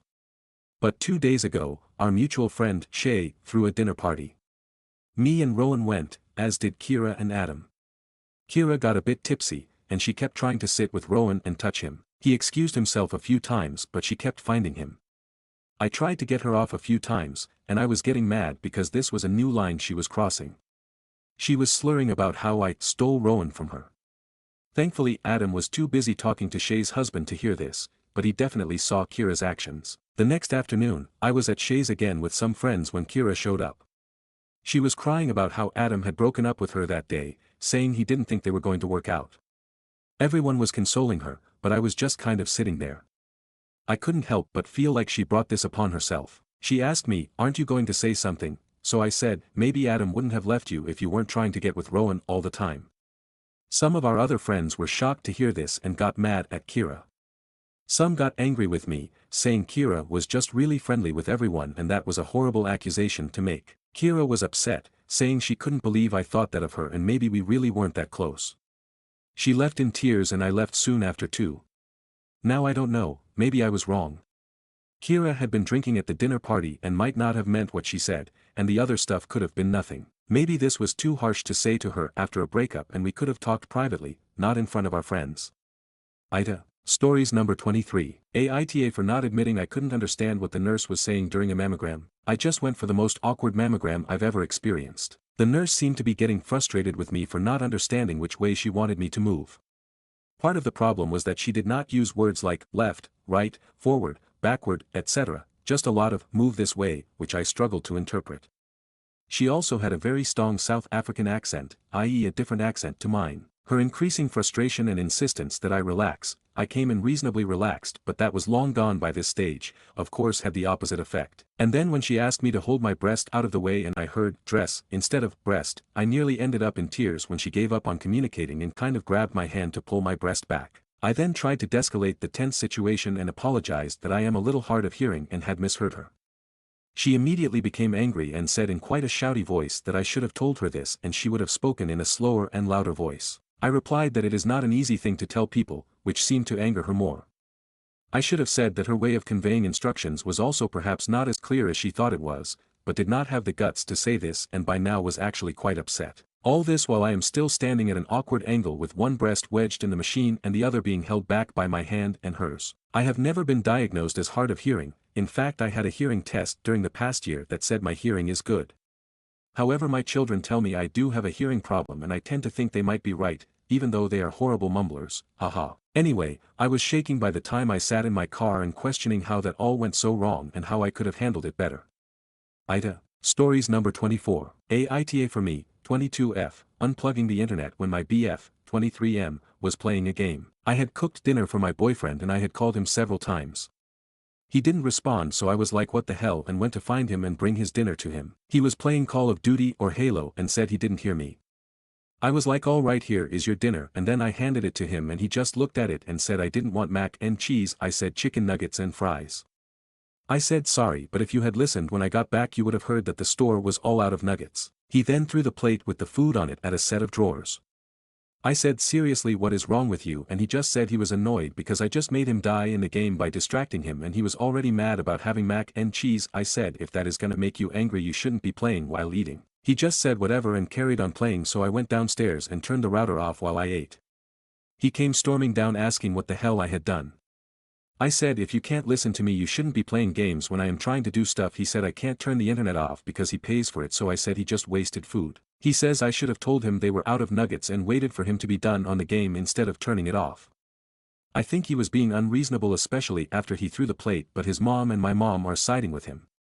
They say I shouldn't have turned the internet off, and I am thinking they are completely missing the point. So was I wrong to do that, or should I have done something different? Relevant comments. Commenter 1. ESH. I'm not allowed to call somebody a child on this sub, but you were both equally acting childish and need to work it out. Reply. I don't see what I was supposed to do because I had told him the store was out of food and he didn't listen, and then he threw and broke a plate of food, wasting it that I had cooked. And he just went back to the game. Commenter 2. He broke a plate over not getting his chicky nuggies. I mean, it's bad enough to break a plate, but over nuggets versus mac and cheese. This is literally what a child would have a tantrum about. What were you supposed to do? Pack your stuff and move out, maybe? Tell him to stop acting like a toddler. If he was mad enough to break a plate over your dinner choice, what in the world did you think he would do when you unplugged the router? What exactly were you hoping it would accomplish? Commenter 3. Esh. You eat like 5-year-olds, you fight like siblings, and then you run off and tell your respective moms. Grow up. Reply. He told our moms first. They both messaged me and asked why I did it, so I tried to explain and they were taking his side. Commenter 4. To be fair, he has a lot more growing up to do than you. Which begs the question, are you bringing him up? Or is he bringing you down? Top comment. Your son is being pretty immature and volatile, but as his mother you're responsible for responding calmly and in a mature fashion so that he learns better behaviors. Update. Thank you to everyone that helped me see that what he did was really not right. I had wondered why my mom and his would side with him too, and after speaking with my mom I found he had been bad-mouthing me before this and had told her a different story to what really happened. He told her he had been at work all day and got home and I was instantly aggressive and turned the internet off and said no games or food. Why she would believe that, but whatever, he had been playing the game for 8 hours straight that day up to that point. Anyway, I left him and moved back with my mom. For now I am in the process of moving all my belongings, but I have the most important stuff. He has been texting me begging me to come back because he misses me, also because he can't cook. I saw McDonald's wrappers all over the floor when I went to get some of my clothes. He also posted a video to Facebook of his crying saying I took everything and I am a bitch. His mom is still siding with him and she has been harassing me in messages for abusing her son. She says how dare you him. First she tried to guilt trip me by saying how will he clean and cook by himself, and when that didn't work she started threatening and sending abusive messages. I feel much better, though I didn't realize how much of a strain he had put upon me. So once again thank you to everyone that helped me out. Stories number 25. Aita for breaking up with my single mom girlfriend because of the way she spoils her kids and because she acted clingy. I am 41, dated Sarah, F41, for 9 months until the end of 2024. She's a single mom, and I understood that I needed to accommodate her kids, F16, M15, M5, M8. I'm a dad myself, so I fully understand the importance of finding not just a GF but a potential stepmother and being a potential stepfather. She has a job, and I have a good job, and I'm generally financially stable. I'm mentioning this to establish that she's not starving or anything. We went on dates and occasionally brought her kids along. I don't know if this is a defense mechanism, but I noticed that she interrupts a lot if she disagrees with the conversation, and I had to ask her to stop raising her voice at me. I have 3 kids, F6, M12, F13. I have an excellent relationship with my ex-wife and her husband. My kids have been taught to be discreet and not to demand stuff when we go out, especially if someone else is paying. There's no nice way to say this, but her children are gluttons. I treated everyone at the movies and her children just kept adding stuff. It didn't bother me at first because the movies are the one place where I allow my kids to eat whatever they want and always made sure they are warm enough. She never offered to pay for part of it, nor did she ask her kids to stop asking for stuff. She insisted on wearing a sleeveless dress and left her jacket in her car, despite my warnings about the theater being a bit chilly. I had to give her my jacket because she immediately asked for it when we sat down, and her children were cold and uncomfortable the whole movie. After the 3rd or 4th incident, I refused to hand her my jacket but did bring some of my kids' own hoodies for her kids to wear, 2 of which she didn't return, and her older kids started wearing like they owned it until I had to ask for it back. She got mad at me for not letting her have my jacket. She said a real gentleman would. Because going out with the whole family was both a logistics challenge and a bit expensive, I suggested we had dates at home, the children would be included and we would all be comfortable. She agreed, so I cooked/baked and everyone seemed happy. Fast forward and she started bringing her kids along without a warning. This forced a change of plans. She does have a trusted babysitter, but she insisted that we needed to make memories. I started getting pissed, because she didn't show the same interest in my children and I brought it up. Last November, I got out of my car to use her bathroom and when I walked back, 2 of her kids were already sitting inside. It's not the kids' fault or that I didn't want to be around them, but our dates became uncomfortably unpredictable because she would say something and do another. I would leave my house under the assumption of a quiet date and she would make the decision to include her kids on her own. Last Christmas, I organized gift openings for everyone. Her daughter kept digging in the gift bag and made a comment that I didn't appreciate once she realized there was nothing else for her. She obviously expected / is used to getting more gifts, but that right there helped me make the decision that we are not right for each other. I talked to Sarah about it, but she said kids are being kids. Again, I brought up that her changing of plans at the very last minute stressed me out and that I would be okay just hanging out at home. She seems to understand and we moved on. We went out for tacos at her insistence. Everything was great until I noticed that her kids were ordering the expensive stuff. I immediately asked for a single combination dish for each since single dish steaks and ribs are huge where we went. Sarah said I was being controlling and told the waitress to get each kid what they wanted. Well, her kids didn't even get through half their plates after she lectured me and said she doesn't mess with her kids' food nor allows anyone to do it. I resented that since I was paying and she made it sound like I was trying to starve them. We didn't spend NYE together because I had plans with my kids. She got mad at me but I really wanted to be with my kids and to hold our tradition of having our own little party with balloons and non-explosive stuff like confetti poppers. First she called at around 10 p.m., we talked and I went back to my kids. Then she called again, trying to self-invite. I explained, by the millionth time, that this is my special tradition with my kids. She texted that she was taking her kids to the town square and called almost immediately, which stressed me out because I live about 6 minutes away. She said her kids were bored but I took away the opportunity of having a great family night. I avoided further conversation because I knew it would end in an argument if I brought up boundaries. We talked at midnight and saw each other the next day. I don't know if she has a different concept of relationships or if she's naturally clingy, but she started objecting / criticizing me for having time alone. It's not like I didn't make an effort to spend time together, but I have a very demanding job and I occasionally appreciate moments of solitude to recharge. Well, a few days ago, I let her know that I was going to sleep early and that I wanted to spend the day doing nothing. She still showed up unannounced and I didn't allow her past my doorway. I know it was rude. First, she playfully accused me of having someone at my place, then she also, playfully, tried to get past me. I had to ask her to leave, and then she got very serious and said she demanded full transparency or we were done. She went from playful to a bit angry, then she started getting emotional. I promised I was alone but if I let her in, would end things because she didn't respect my boundaries. She came in, found nothing, and then tried to get affectionate. I said we were done. She cried and I felt a bit of pain because I still have feelings for her, but I can't keep acting like everything is okay. I feel guilty knowing that she thinks I'm doing it because she's a single mom. We have exchanged some messages but I blocked her because she wants me to take all the blame. Maybe I should have been more patient, but her parenting and attachment style did affect our relationship. Aita Reddit, sorry if this is too long. I'm just trying to let it out. Stories number 26. My 35F husband 35M is finally doing what I asked and it's awkward. My 35F husband 35M is finally doing what I asked and it's awkward. I've been telling him for 2 years how he does not provide me with any emotional intimacy, affection or support. We have quite a bit of issues we've been working through, but the issue for me is just not feeling loved or desired by him anymore. We've been together since we were 18, so a very long time. Married 11 years with 2 kids. We have a good amount of sex, but it's strictly F***ing. There's no real intimacy involved. No cuddling. Kissing is rare. After a big fight a few days ago, I told him if we didn't see a counselor I was done with the relationship. He doesn't believe in counseling and decided instead that we would do a weekly check-in with each other where we could voice concerns or provide praise. He apologized for his actions and against my better judgment we had sex the next day, but the weird thing is he cuddled me and actually kissed me. It was different. It left me confused and angry. Sad. I woke up the next day not feeling good about it and started drafting a letter telling him I wanted a separation. I'm an emotional anxious person, so communicating in this way is much easier for me because I won't get emotional and unable to get my point across. Well, that evening he comes home from work and kisses me on the lips and hugs me. I was honestly so shocked I didn't know what to think. I didn't give him the letter. Another day goes by and today I'm doing the dishes and he comes up behind me and hugs me. I flinched.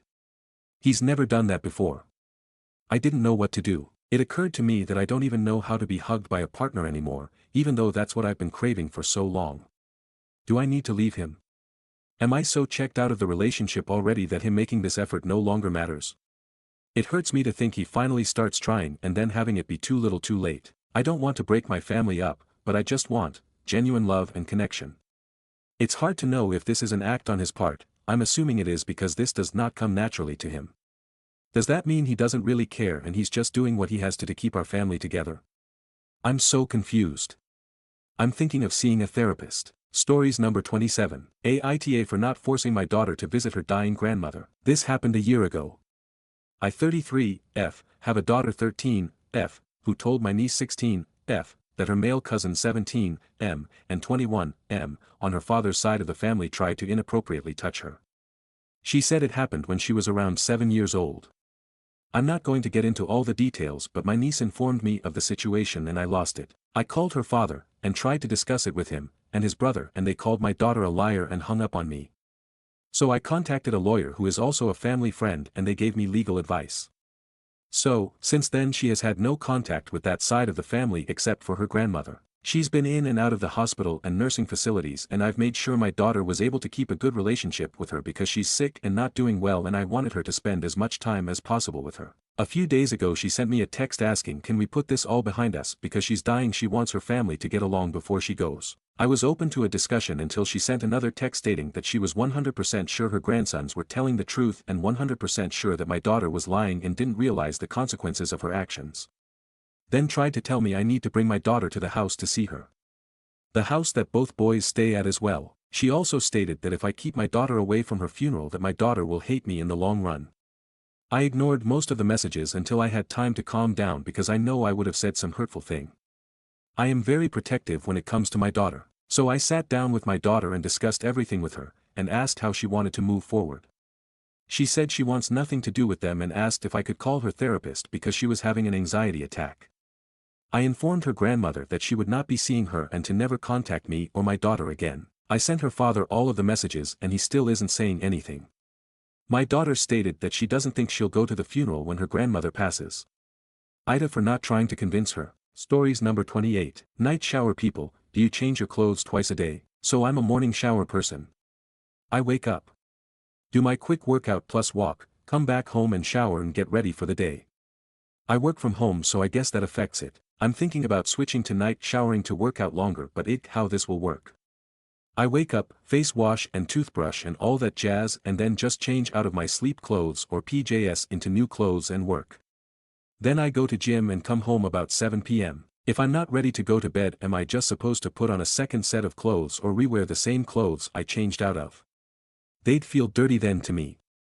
And then I'm adding 7 new sets of clothes to my laundry each week I feel. Perhaps LM overthinking LOL. Stories number 29. You might feel good after reading this, a kind of a happy ending I guess. I want to inspire others with my life story. This is the first time I'm writing on Reddit. I don't know how to start but let's start anyways. I'm 18M from Northeast India, and a high school senior. So I was born into a lower middle class family of 3, mom, dad, me. My mother is an advocate, father an engineer but his profession isn't related to his field of studies, he does job in a private company. Growing up life was simple and peaceful for me. I studied in a good school of our district. I used to play lawn tennis and participate in children's drama during the summer vacation, that I wasn't a good actor or something like that.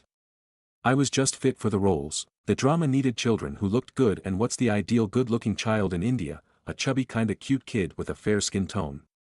I had those. In tennis I was good, I was one of the best in our club and participated in some local state level tournaments. I was good in studies from childhood, got more than 90% in almost every exam. Life was good going, but all this changed on December 5, 2018. I was 12 years old and met with an accident. My maternal uncle, mom and I were traveling to maternal uncle's house in his car and truck crashed right into our car at around 5:30 p.m. on December 5, 2018. Life started going downhill just after that. I was in partial coma. Woke up after 15 hours and I was in a hospital bed. Bedridden for 2 months and bandaged forehead. When I was able to walk again after 2 months, life became different. First of all, I got a big red scar on my forehead which I have till today. Couldn't play tennis and had to leave my beloved sport. I cried a lot. Cried for 10 days. At this time I was in 7th grade, just start puberty. All of our classmates were concerned about how we looked. I got this big red scar. At first I didn't pay much attention, but after some time I got to know why people stare at me. This was a blow to me. I was a good-looking kid and now I'm the ugliest. I stopped talking to anyone, didn't attend school much. After some time I accepted fate and decided to live normally again. Now in July 2019, our summer vacation started. I was excited like the previous years to do the drama workshop for 15 days and do a stage drama on the 16th day. But this time the organizers did not take me in. My mental health went south. Like I was the poster boy in the drama group and for the past 5 years played the main character. They didn't take me because of my appearance. I cried and cried. I cried in front of everyone in the drama workshop. I was at rock bottom. Life wasn't normal to me. I felt like people stare at me because of my scar on my forehead. I had slid into depression, didn't talk with anyone at school, sat on the last bench, just went to school and came back home. Had no social interaction with anyone. This was in 2019. My parents decided that they will save some money, $4,000. Healthcare is cheap in India compared to foreign countries, and get my scar treated with cosmetic surgery. They saved money. This was in September 2019. But the pandemic came in 2020 March. Now life took a different turn. Work stopped. My mom, who was an advocate, had no work as the court, judiciary, closed. Dad's work stopped. We had no income. Had to survive on savings. We literally were struggling to make ends meet. There were days when I stood in the line to get free government ration. But my mother cried and called me back. I was in class 8, school was online, but all during this one positive thing happened. I became motivated to live a normal life again. I saw how people were dying due to virus and starvation. I realized and became thankful that at least I'm alive. Now I stopped caring about my scar. I still have the scar, but I don't care that much. I feel bad when people stare at me. Now started to focus on studies and become a doctor. I got good marks, 96% in 9th, 98.04% in 10th. I also got the state highest marks, 100 out of 100, in 2 subjects, general mathematics and advanced mathematics, in 10th. I stared thinking positive once again. Now I want to become a doctor and help those who suffer like me. My parents cannot save $4,000, but I aspire to be a doctor. Yeah, that's right. Medical school is cheap, almost free, in India. But it's very hard to get admitted. Like last year 2.5 million students gave the entrance exam and the available seats are just 80,000. I'm very positive and believe in the law of attraction. I know I can do it. My high school final exams will start from February 17th and end on March 25th. The medical school entrance exam is on May 4th. Even if I don't clear the entrance this year, I will try my best next year. Stories number 30. The circus elephant and the believer's mentality. This post will be a bit long. Many of us have debated with a believer before and felt like it's a waste of time. Why does this happen, and can we place all the blame on the believer? The circus elephant story goes like this. There was a young elephant tied with a chain, and the chain was fixed to a pole. The elephant tried to escape but unfortunately failed. Eventually, the elephant came to believe that escaping was impossible. As the elephant grew bigger, stronger, and more powerful, it was still tied to the same chain and pole. By then, it could have easily escaped, but it never tried because it was still convinced that breaking the chain was impossible. I think it's clear where this analogy is going. Neuroplasticity, this refers to the brain's ability to adapt, change, and form new neural connections. This process continues throughout life, but the first 5 years of a person's life are critical. During this period, the brain acts like a sponge, absorbing everything happening around it. Neural connections form rapidly, especially in areas controlling emotions, social interactions, and language. By the time a child turns 5, their brain has reached 90% of the size of an adult brain. But this doesn't mean their fate is sealed by those first 5 years. A good example of this is the lovely people here. However, changing one's beliefs is rare. Why? Because neuroplasticity can be negatively impacted by rigid, unchanging systems of belief and thought patterns. These are negative thinking habits, opposing the brain's natural way of functioning. A believer might have gone through negative experiences as a child, like being punished for asking an innocent question or growing up in an environment where discussion and understanding were discouraged. Like the elephant in the story, they grow up convinced that their belief system, is unbreakable. Can we blame the believer entirely? No, because the topic of free will is still highly debated in philosophy, neuroscience, and psychology. We can't place all the blame on the believer because their circumstances are often random, and none of us chose our environments. This isn't a call for sympathy toward extremists, though if they were born into better environments, they wouldn't have become like this. I'm talking about the average believer, the kind of people we encounter daily. Of course, I'm not a scientist, nor is this my field of expertise. If anyone would like to add or correct any information, they're more than welcome. Note, the intention here is to understand the believer's mindset better and learn to approach debates with more patience and empathy instead of anger. Stories number 31. Boyfriend surprise birthday. So my boyfriend turns 30 this year and he has explicitly asked for nothing major. In the past he's mentioned he wouldn't want to surprise anything, which I totally understand and respect. His family enjoy surprise things and are super keen on doing something for him. I'm conflicted on what to do. For context, he grew up with his parents not really being able to do birthdays, parties, gifts etc., so he's never experienced being celebrated on his day until we met. I never do anything extravagant, just flowers, his favorite food, booze, and he loves it every time. However, he is also the type of person who often doesn't want to do things initially, but actually when he's in the moment he loves it. This happens a lot. I was thinking of a middle ground and doing a surprise dinner with only family, small gathering. He's very family focused and he loves when everyone gets together for events, he just hates being the event.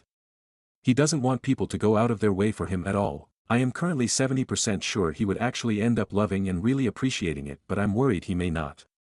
His family are quite persistent on doing something and I've talked them down from a big party, but just so unsure. I don't want him to think I don't know him well when really I do. I know he'd be happy doing our regular birthday celebration too. I have a feeling he hates celebrating his birthday because it never got celebrated when he was younger, so it's more a defense mechanism maybe. His siblings got parties but he never did, so part of me wants to help heal part of his inner child by doing the dinner, but I also don't want to upset him and make him feel like the one person in the world who should know what he wants, actually doesn't. Please help X. Stories number 32. Bellasting na emigrati. Ik vroeg me af of iemand hier ervaring me had, en Jezian ik niet veel online gevonden heb. Ik heb de eerste 2 maanden van 2024 in Nederland gewerkt, en dus ook belasting betaald. In maart 2024 ben ik gemigreerd naar Oostenrijk en daar ook begonnen met werken, en dus in Oostenrijk belasting betaal. Mijn levensmiddelpunt ligt in Oostenrijk, en Jezian ik al jaren pendel, maar was belastingpliktig in NL omdat ik nu onder de 183 dagen in Nederland ben gekomen. In 2024 ben ik dus wel ruim over die 183 bij 10 Nederland en volgens mij niet belastingpliktig in Nederland. En Jezian mijn verzamelinkomen over het hele jaar omlag is gegen 10 opzicht wat ik zo verdienen als ik in Nederland ben gebleven, en daardoor dus te veel belasting in NL heb betaald, vraag ik me af wat ik kan verwachten. Krijg ik alle belasting van 2024 teruggaan betaald dit in Oostenrijk over het verzamelinkomen. Ik ga nog met de belastingdienst bellen om duidelijkheid te krijgen, will alleen jullie ervaringen horen. Grootjes. Stories number 33. How to best use generous gift as a college student. I'm a college student who, due to in-state schooling, and parents who worked hard and saved well, will not have to worry about student debt. Due to a sad set of circumstances, an extended family member passed away, and there was a lawsuit with a company, and said family member's wife decided the best way to honor him was to give part of the settlement to extended family, and so I am now going to be receiving $20K a year for the next 6 to 7 years. But I don't have anything that I need to spend it on other than general living expenses, car insurance, occasional eating out with friends, random college things that probably come to about $6K or so a year, so what is a wise way for me to handle the other $10,000 plus that I'm getting every year? Should I start saving for retirement? And if so, what's a good way to do that? This isn't being reported as income. Gift tax exclusion is like 13 million, so obviously I don't have to worry about that, but does that mean I can't put it in a 401k? I don't really know how that all works, and I'm not sure what the exact number for my living expenses will be per semester, so is it better to not invest more than I think I'll need or have to take some out after already having put it into something? Lots of general questions, and I just don't know what a good strategy for this is, and the wiki had some good general tips, but after making a budget I'm realizing I have no idea how to properly handle this so as not to waste it. Stories number 34. I believe neural interfaces are inevitable and we will all voluntarily sign up for one. In the future, I definitely feel like I am going to end up with a neural interface, and I truly do think that people will voluntarily sign up for them due to the benefits they will provide.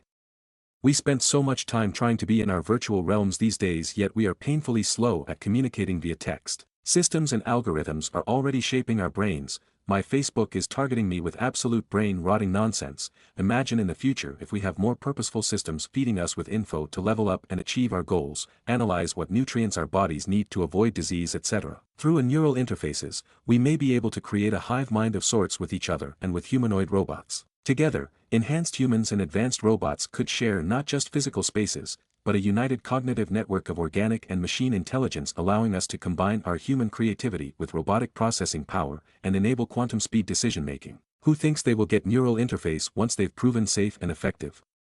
Who would absolutely not? Stories number 35. AM23F. I overreacting to rethink marrying my fiancé 24M over his relationship with his god sister. I 23F am engaged to my fiancé 24M.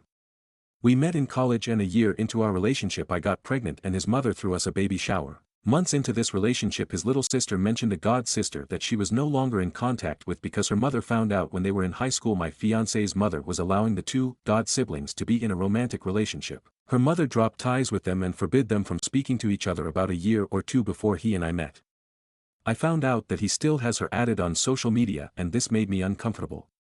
He claims to see her as a sister. We had a long talk and I asked him to block her and this started an argument and I told him I could not continue the relationship if he stays in contact with her and he reluctantly agreed to block her. Months went by and everything was going well until his mother decided to invite the godmother and god sister to our baby shower knowing our agreement. They showed up and brought a small gift. I didn't think much of it since she is the one who invited her. After having our child, when using his laptop I saw that he sent her money a few days after our daughter was born and said, "Happy birthday." She was also unblocked on social media. This caused an argument again and he says he cares too much about his sister, and saw that she was saying nobody cared about her birthday on Snapchat. I again told him the relationship has to end if this is going to continue. He reluctantly blocked her again. Again today our daughter is 3 and since then he has unblocked her several times and told her thing like, "Merry Christmas, love you." It is always a small short convo but it makes me very uncomfortable and I notice that he reconnects with her around times we had a disagreement/argument. Each time he promises to block her and keep her blocked, saying that she is only like a sister to him. For about a year I hadn't heard or seen of him talking to her and we got engaged and our wedding is set for October this year. Last week after an argument, he blocked me on social media and added her on Facebook. I confronted him about it and he shows me that he messaged her saying, "Sorry, I missed your birthday, I had a lot going on." He blocked her again and says wants to marry me and sent me a screenshot of her number blocked. Later I see that the number in the screenshot, her actual number, is no longer blocked and a number that is 1 digit off from hers is blocked, to make it look like she is still blocked.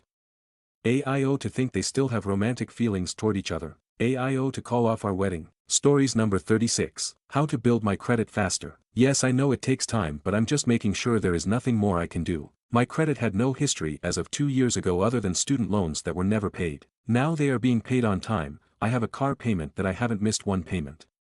All medical bills paid, and I have 2 credit cards that I actively use and pay off every single month. I've heard the advice of get more credit cards. I've also heard not to pay off my car full as it would close a line of credit. I don't have hardly any debt and could pay it all off fairly quickly but I've heard it would be worse for my credit. BC I need to build a history of paying things on time. My current credit is around 680. Which I have no clue if it's good or not but my car loan I can't get below 10.5% interest and I'd like to be able to buy a house within the next 2 years and buy a new car. BC I have a baby on the way.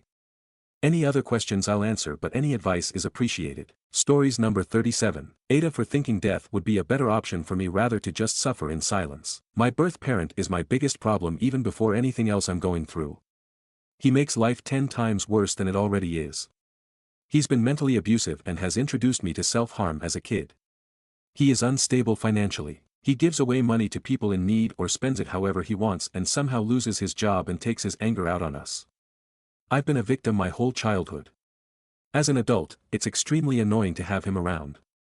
I can't move out of this fucking house because he said he'll always be with me wherever I go. I don't have any relatives and such whom I can rely on. Now I can't talk to anyone about him since I have trust issues and I live with him. I don't want to take any risk.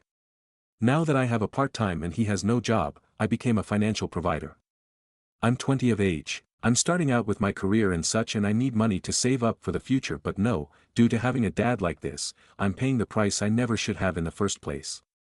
Most of my money is out of my control. I'm happy to pay, but not like this with no direction. All this is going on, and on the other side, I was forced into music as a kid and somehow I liked it, and again, it too became unbearable. Reason: dad and his over-expectations. I want to change the genre now and be a performer worldwide, but for me, it's only a dream that I can't dare to think about. Daily I function with no energy, doing a job I barely enjoy because anyways I can't spend money on things I want to, and my dad annoys me asking questions about music and it triggers me. I have post-traumatic stress disorder and being with him doesn't help. I used to go to therapy before with whatever money I have, but now I don't have anything to spend on it. My dad forced me to create videos of singing as a child, and sometimes he just puts it on full volume and it really triggers me. I didn't want to be on the internet back then, but I was scared of him, so I did as he wants. And now I'm actually interested to make videos of singing mostly in other genre, and I'm embarrassed that I have previous videos out there without my consent, and I know he won't remove them now if I ask. I'm pursuing Carnatic music and I don't enjoy it as I used to. Reasons include I've been surrounded with people with regressive mindset and the music holds beliefs I personally don't believe in. I have nothing to do with religion and all that trauma, but I respect the healthy aspects of it. I went into Western vocal and I see myself understanding what I'm doing more clear, and since it has global reach too, I always dream of being a performer and a creator. I'm not trying to put down any art form. In Carnatic, I enjoy the musical notes and such, but like I mentioned, the atmosphere, the concept of lyrics and such, I don't like that. Now I'm pursuing bachelor's in Carnatic since that was the plan growing up, and I thought I want to be in music anyways, so at least I have this to go to. I enjoy the melodies and such. I'm learning Western from a tutor since a few months, and my dad asked why I spend money on it, and from my mom's POV, he won't send me to any performing places or he would be there with me. I don't have freedom of live like I want to. I'm in such a regressive society. Most of the people I come across regarding career purposes, all are same. I feel left out. I desperately want someone I can speak to and share the chaotic mess I'm in. It's too much and unbearable for me to continue to live with happiness. The issues are too big to handle. I feel like I'm at the deep end of the hill and can fall anytime. It's so stressful. In Carnatic, I'm struggling with job identification and process because no one gives a shit, including teachers. Or they expect something from you like attending all the programs and be their #1 pet. I don't want to do a job but to travel, create and perform. I don't know who to go to for career advice or how to be away from my dad and how to earn well.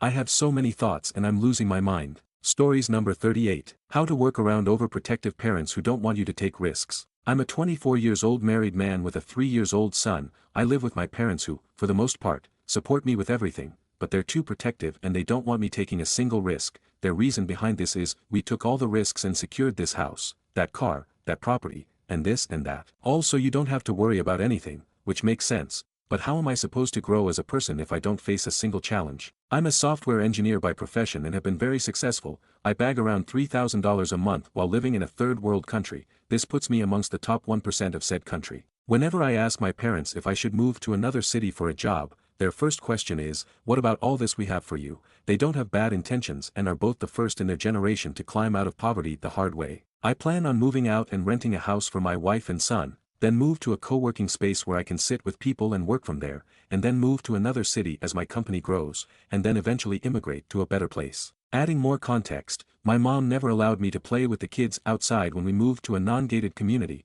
which is where we currently live, due to the crimes happening outside. I was never allowed to go on school trips because my mom was too scared of all that could go bad. They have spoiled me with everything and I've been grateful, but I think it's about time I face the world. Should I proceed with this? If yes, how can I make my parents see what I see?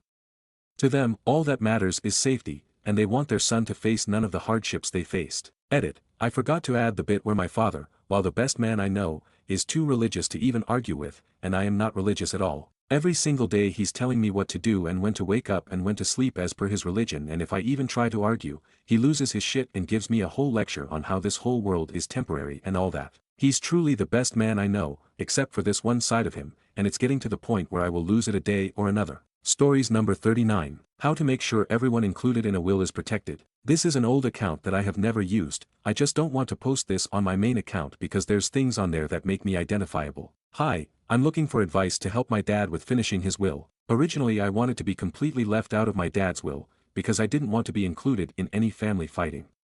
I'd rather not get anything at all than fight or listen to my family fighting each other. It's taken a while and I've had to do a lot of working through that because my dad has basically begged me to be the trustee/executor of his will, because I'm the only one he trusts. I have 3 older siblings, and our dad's new wife that will be included in his will. As far as all the siblings go, I've done a lot of talking with them with our dad's permission about the will and their thoughts and concerns.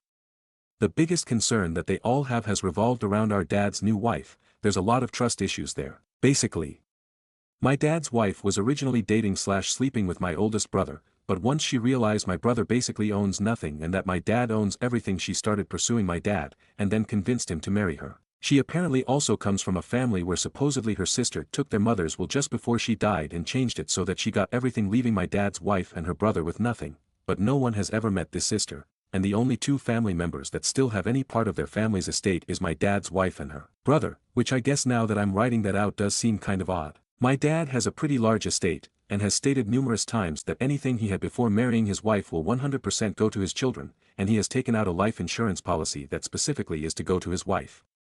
We're all 100% okay with that. My dad has a really great lawyer friend who is one of the top lawyers in our area. They recently got together and finished his will. At the advice of his lawyer and with my agreement, they made me the sole trustee/executor of the will. I'm extremely anxious about that, but like I said, my dad has been basically begging me for years now. I'm the only one he trusts, and if I can give him that peace of mind, then my anxiety doesn't matter that much in the grand scheme of things. Everything seemed fine, everything was all written up, and all my dad needs to do is get his will notarized. A few weeks ago, my dad was making the appointment with his lawyer and the notary to have everything notarized, and he discussed with his wife that I have been made the sole trustee/executor, but that all his wishes have been made clear in the will and there's no questions about who gets what. His wife did not like this at all and has started a bit of a shit storm over it. I've always had a great relationship with her and never had any trust issues with her, which is why my dad says I'm the only one he trusts. I'm the only one that has a good relationship with everyone.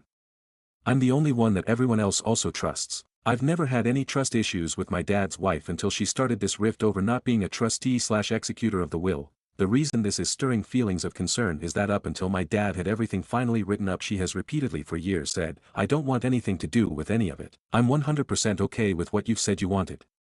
Now that it's about to be finalized, she's angry that she won't be a trustee/executor. She's demanding that he put her as a co-trustee/executor to protect me. I don't need protection from anyone. She's always said she 100% trusts me. I've always trusted her until this came up. I guess what concerns me is if she really trusts me like she always says she does, why does this matter so much to her now when she's always basically demanded to not be placed as any type of executor on his will?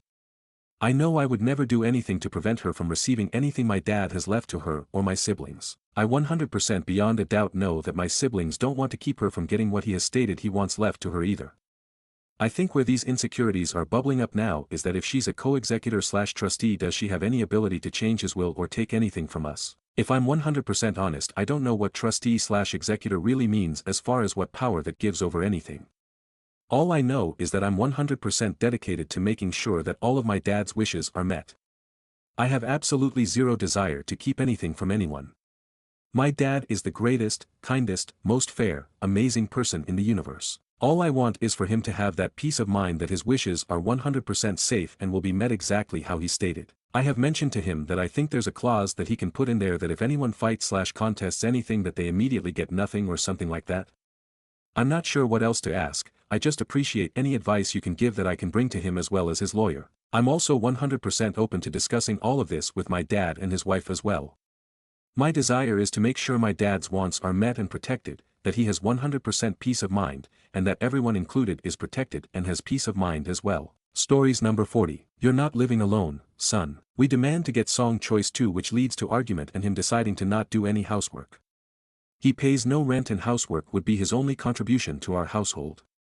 I told him that I feel he is self-centered and it concerns me that he may never have good interpersonal relationships if he approaches life and relationships this way. His response is that I'm insulting him.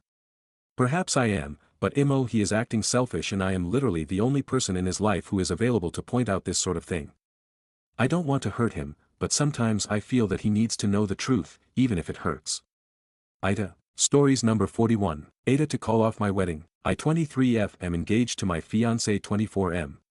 We met in college and a year into our relationship I got pregnant and his mother threw us a baby shower. Months into this relationship his little sister mentioned a god sister that she was no longer in contact with because her mother found out when they were in high school my fiancé's mother was allowing the two god siblings to be in a romantic relationship. Her mother dropped ties with them and forbid them from speaking to each other about a year or two before he and I met. I found out that he still has her added on social media and this made me uncomfortable. He claims to see her as a sister. We had a long talk and I asked him to block her and this started an argument and I told him I could not continue the relationship if he stays in contact with her and he reluctantly agreed to block her. Months went by and everything was going well until his mother decided to invite the godmother and godsister to our baby shower knowing our agreement. They showed up and brought a small gift. I didn't think much of it since he says his mother is the one who invited her and it was a surprise to him as well. After having our child, when using his laptop I saw that he sent her money a few days after our daughter was born and said, "Happy birthday." She was also unblocked on social media. This caused an argument again and he says he cares too much about his sister, and saw that she was saying nobody cared about her birthday on Snapchat. I again told him the relationship has to end if this is going to continue. He reluctantly blocked her again. Again today our daughter is 3 and since then he has unblocked her several times and told her thing like, "Merry Christmas, love you." It is always a small short convo but it makes me very uncomfortable and I notice that he reconnects with her around times we had a disagreement/argument. Each time he promises to block her and keep her blocked, saying that she is only like a sister to him. For about a year I hadn't heard or seen of him talking to her and we got engaged and our wedding is set for October this year. Last week after an argument, he blocked me on social media and added her on Facebook. I confronted him about it and he shows me that he messaged her saying, "Sorry, I missed your birthday, I had a lot going on." He blocked her again and says wants to marry me and sent me a screenshot of her number blocked. Later I see that the number in the screenshot, her actual number, is no longer blocked and a number that is 1 digit off from hers is blocked, to make it look like she is still blocked. AIO to think they still have romantic feelings toward each other. AIO to call off our wedding. Stories number 42. International relationship advice. I've been dating my girlfriend for 2 years. She's from a different country and came to the US on a student visa. We met and immediately hit it off, eventually moving in together early in our relationship. I've really enjoyed living with her, it's been one of the best parts of our time together. During this period, she found an employer willing to sponsor her for a work visa. Unfortunately, we recently learned that her work visa was denied, and now she has to move back to her home country as soon as possible, with little chances of getting another type of visa for the foreseeable future. With the situation as it is, it seems like I have a few options: marry her to keep her in the country, leave my job in the industry I've been working hard to break into for a long time and move to France, or attempt international long distance, which feels nearly impossible. I'm usually good at reflecting on my feelings, but this situation has me completely stumped. I love her, and she's my best friend. Yet, the idea of marriage feels like such a significant commitment, and I don't feel ready for it yet. Has anyone been in a similar situation? What was the outcome? Any advice?